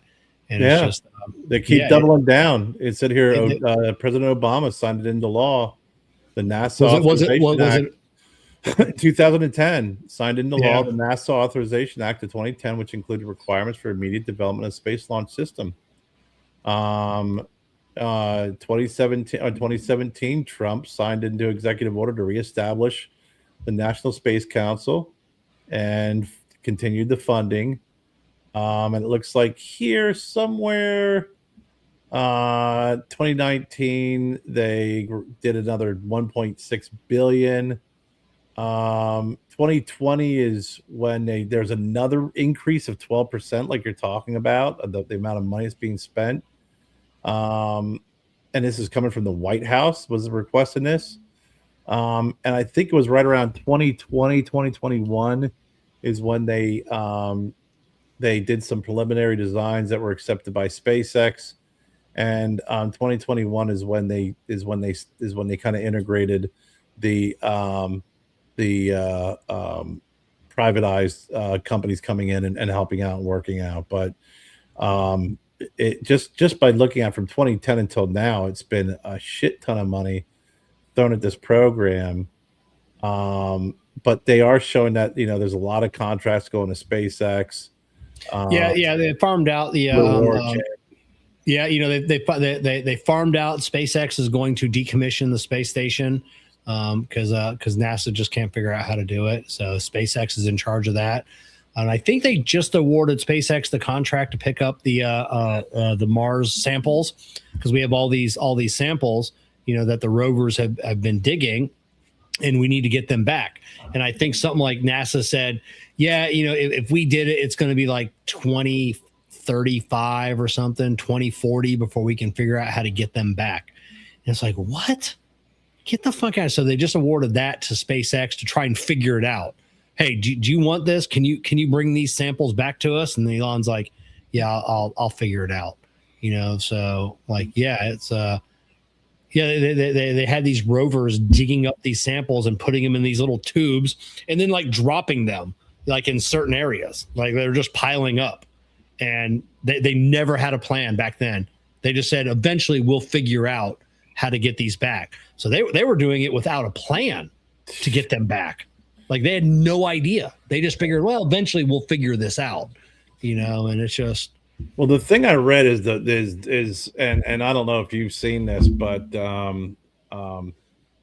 is they want to get to the moon because of, is it the one hydrogen or something up there that they said China is already up there collecting it. It's a new energy source. Yeah, well, is China really there? They say they are, but then they're not. I don't know. I mean, we'll be working with the moon people when we're up there. It's not a big deal. They're going to help us out. But yeah. I mean I remember reading about that China's, it's arguable. Helium-3 is what it is. Helium-3. Because we're running out of helium here on Earth, and but yeah, it's just. And they said it's it's potential fusion energy, which is rare. And then water ice is located. They said there's other precious metals and stuff like that, but they say it's going to be the moon is a refueling station for getting further out, because obviously if we want to go to Mars, or we want to go to anywhere else. Like we need to take the fuel with us, and that's, we just can't do it. Like we just can't build anything that big to take all the fuel we'll need to get past Mars. So we need we need somewhere, as a docking station to refuel. But if you also find a way to create this, to use this helium-3 as fuel, and you already have it on the moon, you can create a gas station, if you will, on the moon. So that's what they want. Yeah. But it is pretty interesting. I did read that they said China's already there, and I'm like you. I'm like, what happens when we get to the moon and we realize it's hollow? Yeah. Is that where's that helium-3 coming from? Is that just a byproduct from the space station that's orbiting the Earth right now? Yeah. I think it's the second or third most common element in the universe is helium-3. But we just have a limited supply here on Earth. We did find last year a new a giant reserve, that is going to take us, into the foreseeable future. We thought we were kind of running out. But we did find some more reserves, so we're good for a little bit. But I know. When I saw the fuel leak, I was like, "Fucking Kevin's gonna be like, another $1 billion, several $1 billion, another $1 billion fucking dollars out the fucking window." I wish it was just $1 billion. I mean, it's like I know. They were like, "Oh yeah, originally Artemis 1 was supposed to take off. It was supposed to 2016, but then it got shit canned and pushed out to 2021." And then that cost an extra $25 billion, and that got shit canned and got kicked out to 2026. Yeah. I just watched an interview. They're talking about, the difference between, these legacy companies and like Elon Musk. It's like, look at what Elon Musk did in 10 years, blew up, dozens of rockets and all of these failures. And to get it to perfection, Boeing spent 10 years, billions of dollars over budget, and their first fucking lunar thing failed. Their first one. Elon figured it out by blowing shit up. And all of these legacy companies. That's why I've been watching everything about Lucky Palmer, the founder of Anduril. Have you watched anything with him? No. Genius. Love Lucky Palmer. He's just he founded Oculus Rift and then sold it to Facebook for the billions and billions of dollars, and then started a weapons company and for the government.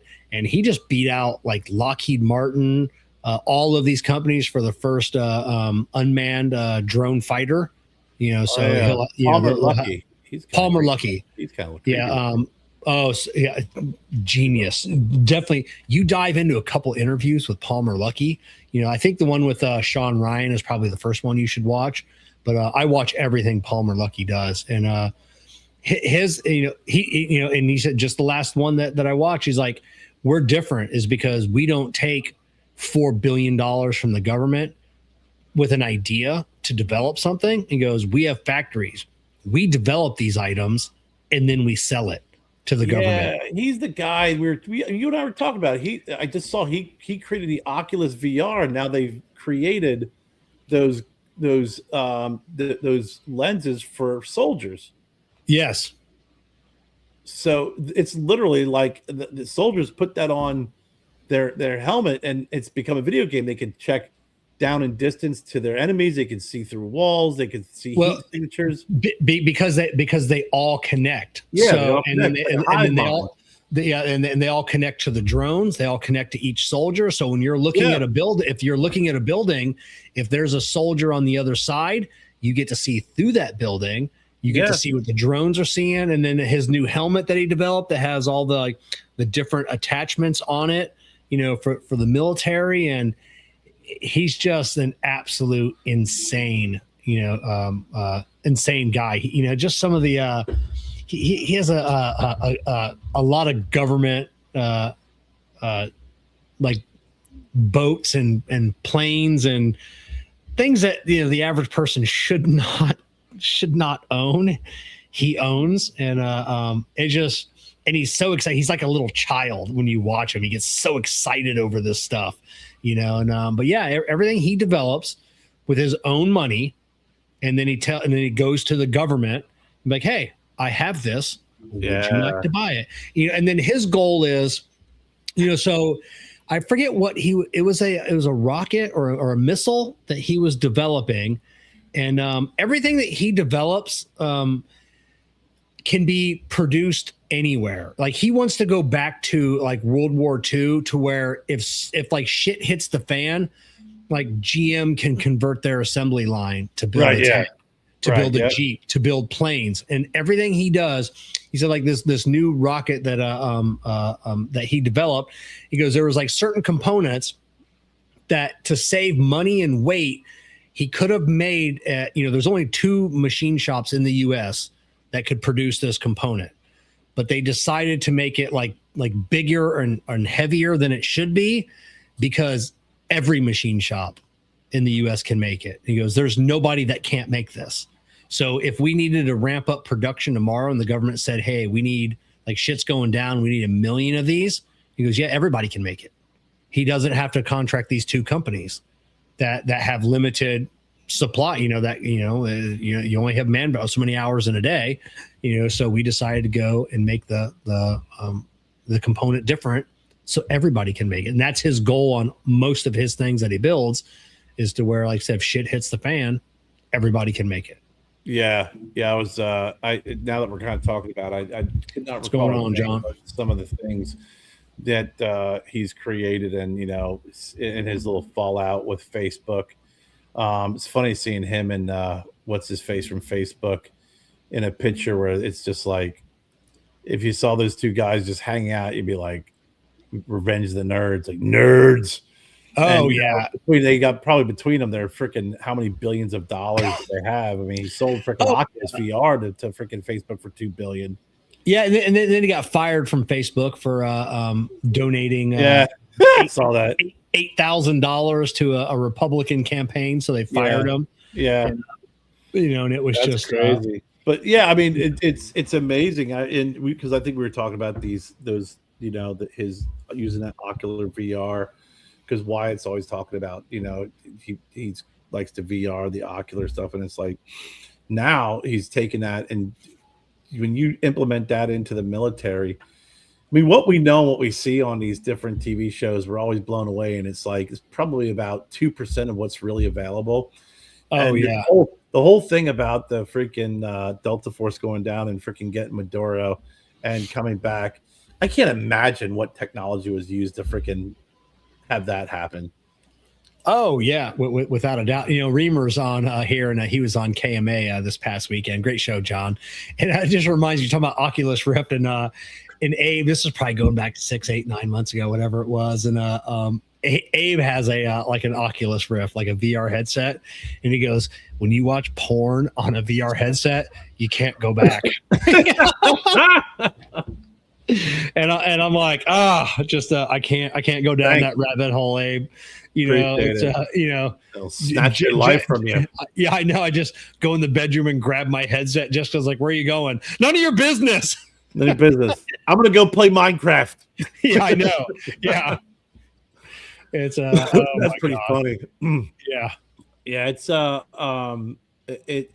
it's crazy when you think about it, and you're like, yeah, well, like what you said, I got halfway through the Y-Files, that episode where you're like, we're not going to worry about the UFOs because we're not going to have gravity for 7 seconds in freaking in August. And I was like, what?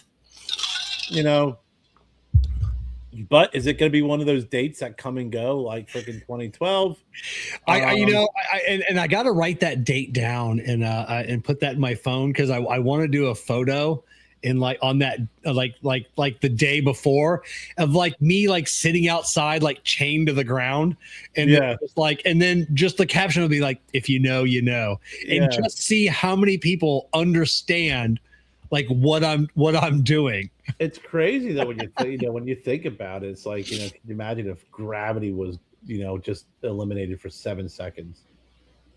Like, it's 7 seconds is a long time. Oh yeah. It was I think the old like the old saying was like 60 seconds. It was, what was it? The 60 seconds isn't a long time depending on which side of the bathroom door you're on. Yeah. That's funny. I always laugh too. It's like, 60 seconds isn't long until you're listening to a voicemail. Yeah. A 60-second voicemail feels like a fucking eternity. 60 seconds isn't long until you're at work and one of your coworkers or your boss comes up to you and like, hey, watch this video. You're like, and you're watching like, and you're watching that the little ticker at the bottom going, what? I think this is like 3 minutes. Like what the fuck is going on? What is going on here? And it's just like, oh my God. Yeah, but Sevens, I got halfway through it. I got to watch the rest of it, but it's going to be, I love him, the guy from the Y-Files. Oh, he's on, I just started tonight. He did an interview with Tucker. Oh, he did? Oh my God. I'm interested. I you know what? There's a part of me that thinks he's part of the disinformation freaking, because he's that whole Brazilian UFO event. He covers it and he dismisses it all. Yeah, I know. I think for some reason, I think he is. I think he's part of a disinformation. I do. I don't think he is. You don't think so? I don't think so. But that Tucker interview starts off really good. Like I'm only like 15, 20 minutes in, and man, I'm hooked. Like Tucker, I love Tucker. Tucker's just. Whether you like his political opinions or not, Tucker has a childlike curiosity that I love. Like when he talks to AJ and he's like, I didn't know that. He goes, tell me more. What do you think about this? He's genuine. He is genuine. He has this curiosity. And when he hears something that he didn't know, like he's like, tell me more. I have to know more about this. Like what's going on, and, they were talking about the pyramids and Tucker's like, yeah, it's where like the pharaohs are buried. And AJ's like, no, there never been anybody buried in a pyramid. And he's like, Tucker's like, that's where they all are. They're like tombs. And they're like, no. There's never been a mummy. And he's like, I thought that's where all the mummies were, the pyramids. And he's like, nope. And he's like, what? No, watching the 1950s freaking creature double feature. No. Yeah. So and Tucker found that out, and then Tucker's going down his own rabbit hole now of like, wants to know more and everything else. And that's hilarious. Yeah. I gotta watch that. Yeah, I like Tucker Carlson. Always did. I also know that Tucker, you look at him, you're like, oh, there's a nice little geeky guy. His younger days, he was a party guy. Oh yeah. Tucker's Tucker definitely is. You put him on a polygraph and from some drug testing, he's not going to come through and freaking pass. I know that, but he definitely comes across as being very genuine about things. Again, you know who else I really started liking? I liked him, then I didn't like him. I'm starting to like him again because I think at his older age he's starting to freaking connect the dots as Bill Maher. Oh yeah. I liked him when he was younger because I thought he was very funny. But then he got very arrogant and very, just very tunnel vision, and he got more involved about the whole Bill Maher thing. And then something happened where I think he kind of got a little dose of reality, and I still disagree with a lot of what he says, but I do appreciate his thought process and his approach, even if it's stuff I disagree with. I do find him entertaining. I do find him funny.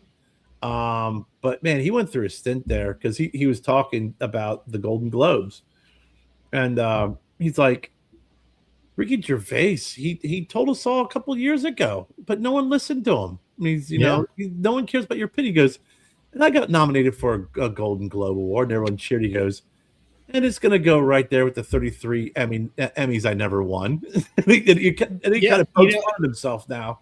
And I think a lot of things changed when he really got shit on and got a lot of pushback from the left is when he went to the dinner with Trump.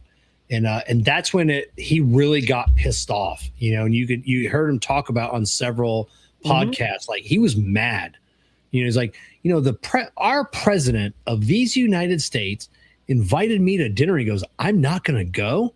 He goes, who the fuck am I? And you heard what he said about that. The biggest part that he's the one thing he said about that whole process, because I think he's kind of like the guy who's like, hey, I may not like you, but I'll talk to you. and we could disagree, kind of like the old school, politicians. You could disagree but not hate each other. And he said, I supported and donated money to Clinton's Obama. He goes, I never got invited to the White House once. I never ever was invited. He goes, this is a guy who I trashed on a regular basis, and I get invited to the freaking to the White House. He goes, and he was fucking nice to me. Yeah, they talk about Bob Ritchie, what is it, Kid Rock? Like Kid Rock's playing the piano in the White House. You got Dana White just hanging out, and just like these are just like regular fucking not regular dudes, but these are really like regular dudes and just hanging out. Like, yeah, this is the kind where we hang out. It's kind of a cool place, like the White House. Like Trump's cool guy, And he brought in the freaking all the insults that he freaking called Trump, and he signed him. He said he had two. He had him sign one, and Trump kept one, and he said he signed the other one. He's got hanging up. Yeah, and again, like him, don't like him. I don't think we're here to discuss the political leanings of an individual. I think if you have a situation where you can sit down and chat. And he said he sat down, had a good conversation. He said, I still disagree with a lot of what he does and what he says. He goes, but the guy invited me and I went and we had a good conversation. He goes, and I was really surprised by that. And like you said, when you have people that just went after him, and it's like, why? Like, why would you come after me? And then I think that's when it clicked where he's an old school liberal. He's an old school Democrat, is what he is. Yeah. And doesn't veer too far from that to get in line with whatever's going on. And there's a lot of folks that are old school Republicans that are like that. And when you had the Tea Party come out and you had Trump, a lot of those old school Republicans just stayed the party line. And what's funny is back in the day, it was like you really couldn't tell. There wasn't between Democrats and Republicans. It was always that, hey, you're in charge. Okay, now I'm just going to freaking be pissy about it. And then eventually we're going to be in charge, and then you can be pissy. And at the end of the day, we all made money. Yeah. We made money because we all can hang out. We can all get along. And at the end of the day, we're all going to make money. And then if you have anybody come and disrupt that freaking that situation, it's going to piss off a lot of people. Yeah, I was just watching an interview with RFK, into like who's got like the worst eating habits, of like people in the White House. And he's like, Trump. And he goes, that man's puts more chemicals in his body, and people complain about when they're when they're on Air Force One, because they can't get a salad. It's always McDonald's. It's always fast food. And he's like, and he goes, I don't know how that man is still alive. No, I was just dying laughing. RFK can't convince him to stop putting this garbage in his body. He's an old man in his way. And RFK is like, hey, you know what we're gonna do? We're gonna spend a whole bunch, $2 million, and we're gonna invest in these areas in an airport where you can exercise. Yeah. Hey, how about you don't do that? Yeah. How about you don't spend that $2 million? Maybe just send some money back to the freaking, to the taxpayers. And I don't want to go through an airport where someone's doing freaking chin-ups and getting all sweaty before they get on a fucking airplane and sit next to me. I know. You want to make airports freaking better? Freaking take that $2 million and freaking build smoking areas where people can go smoke and have more drinks and relax before they get on an airplane. I got a push-up center and okay, great. You know what? I did my freaking chin-ups. Now you're gonna sit next to me on a plane. You're gonna be sweating. You just did your freaking workout before you got on the plane. You're gonna be breathing heavy. You'll be asking for water. I just want my scotch or my bourbon and just stop freaking breathing and sweating on me. That's it. At least we've laid off him. We haven't. There's been so much other in the news. At least he's trying to make us healthy with all the chemicals and dyes. So I think he's doing a good job at that. So, but I don't know. We haven't heard about him in months. I know. Well, ICE has been freaking. I mean, I know. ICE. We have a nice thick layer of ice over top of all the people, the Elons who got shit, the fucking RFKs. I love watching these congressional hearings at Marco Rubio, because man, that guy's fucking smart. He just fucking throws it back at him. And I think Cuba's our next one. I think Cuba's our next the fall.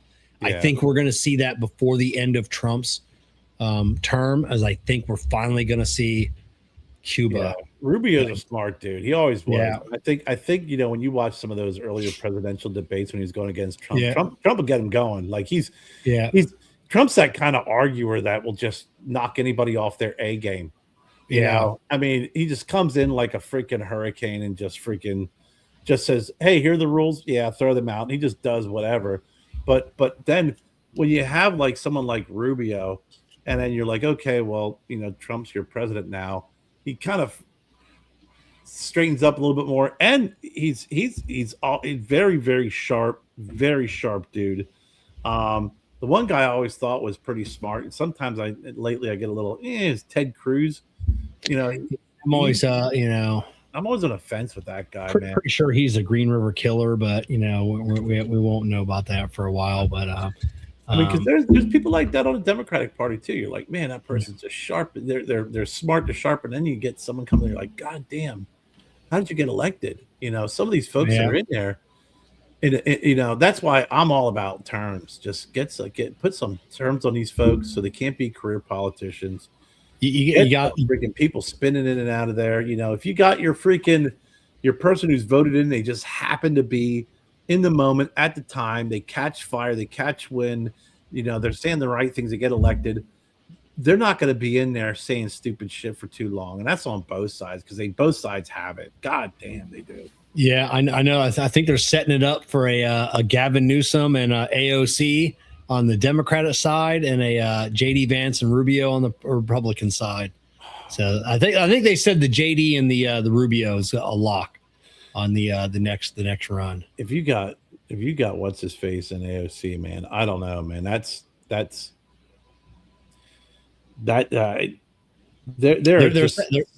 saying if he decides to run, there's an 87% chance he's gonna that high.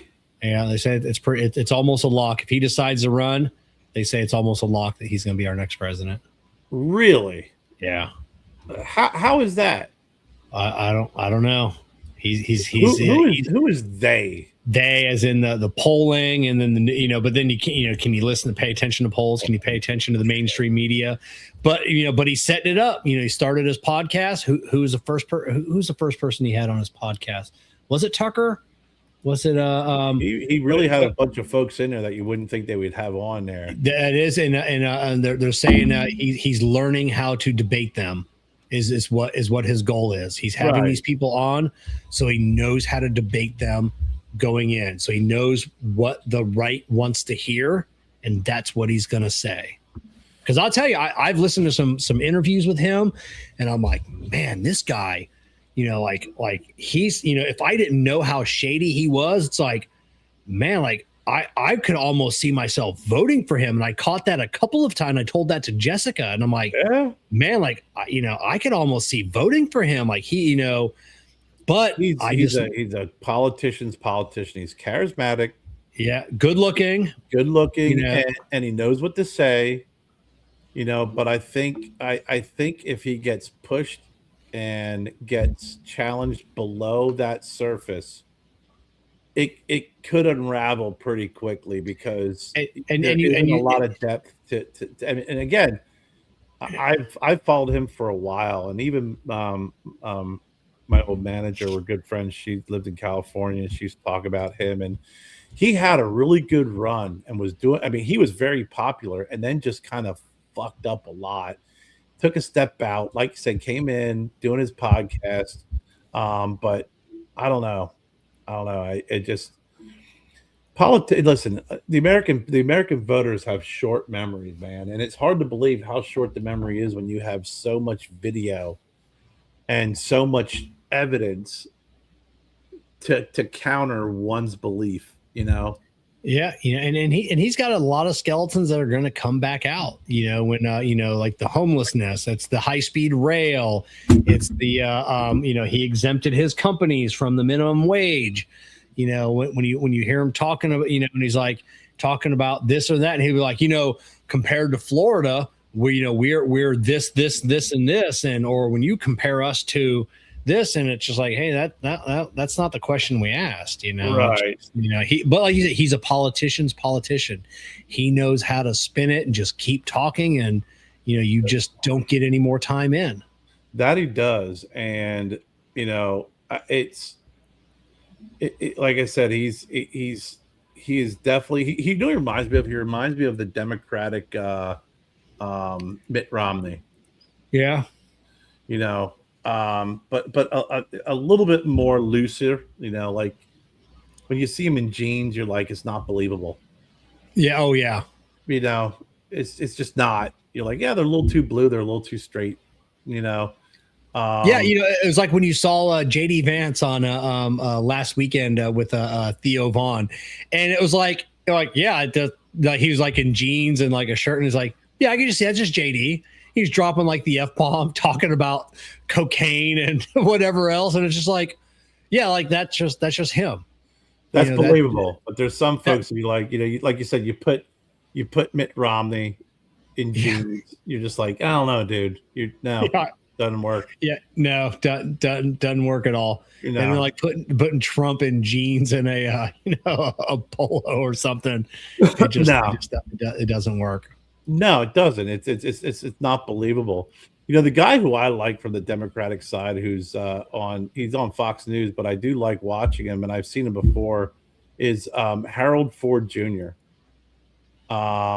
He's kind of like that again.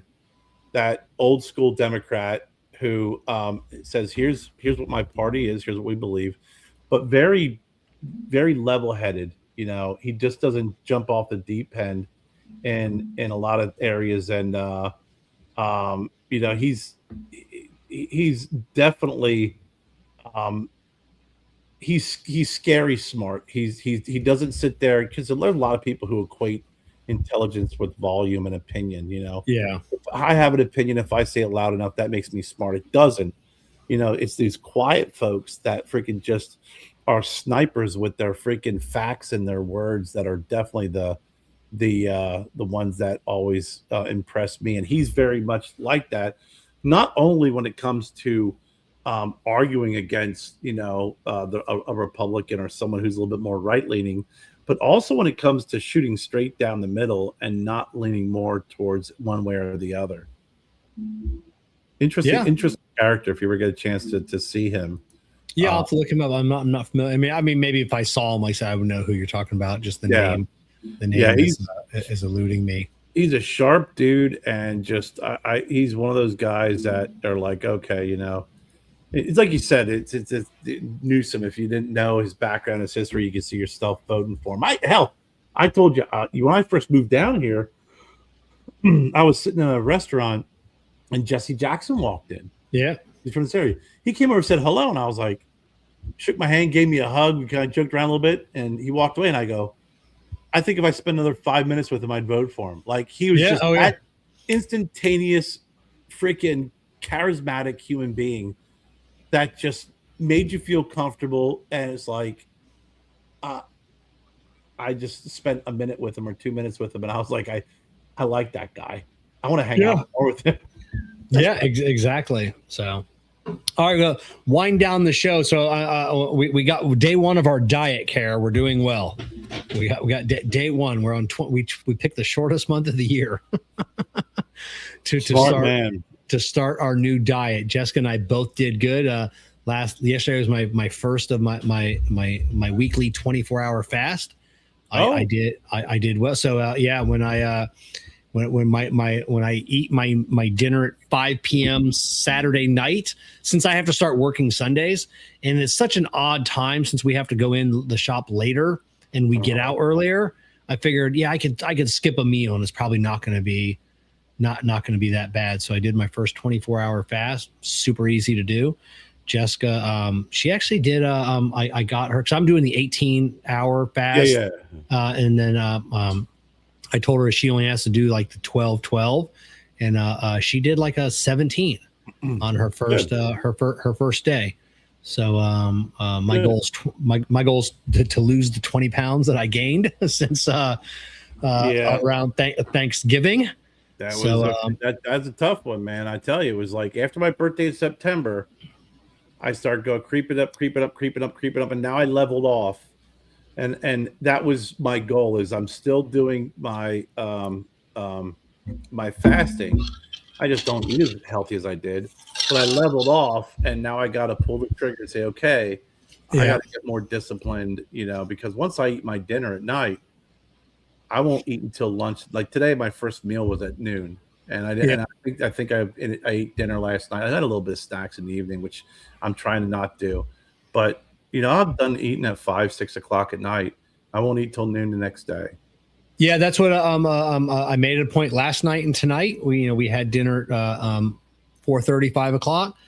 I'm a snacker at night. I like a big glass of milk at night, so just nothing after dinner, and we'll see how it goes. I did order some protein. I was watching Mike Rowe. Mike Rowe's got a great podcast, and they're short. Each episode's only an hour and a half. He doesn't do these 2 or 3 hours. And he had on I forget the actor. Who was the God? No, I'm gonna, because it's gonna drive. He's done an absolute shit ton of movies.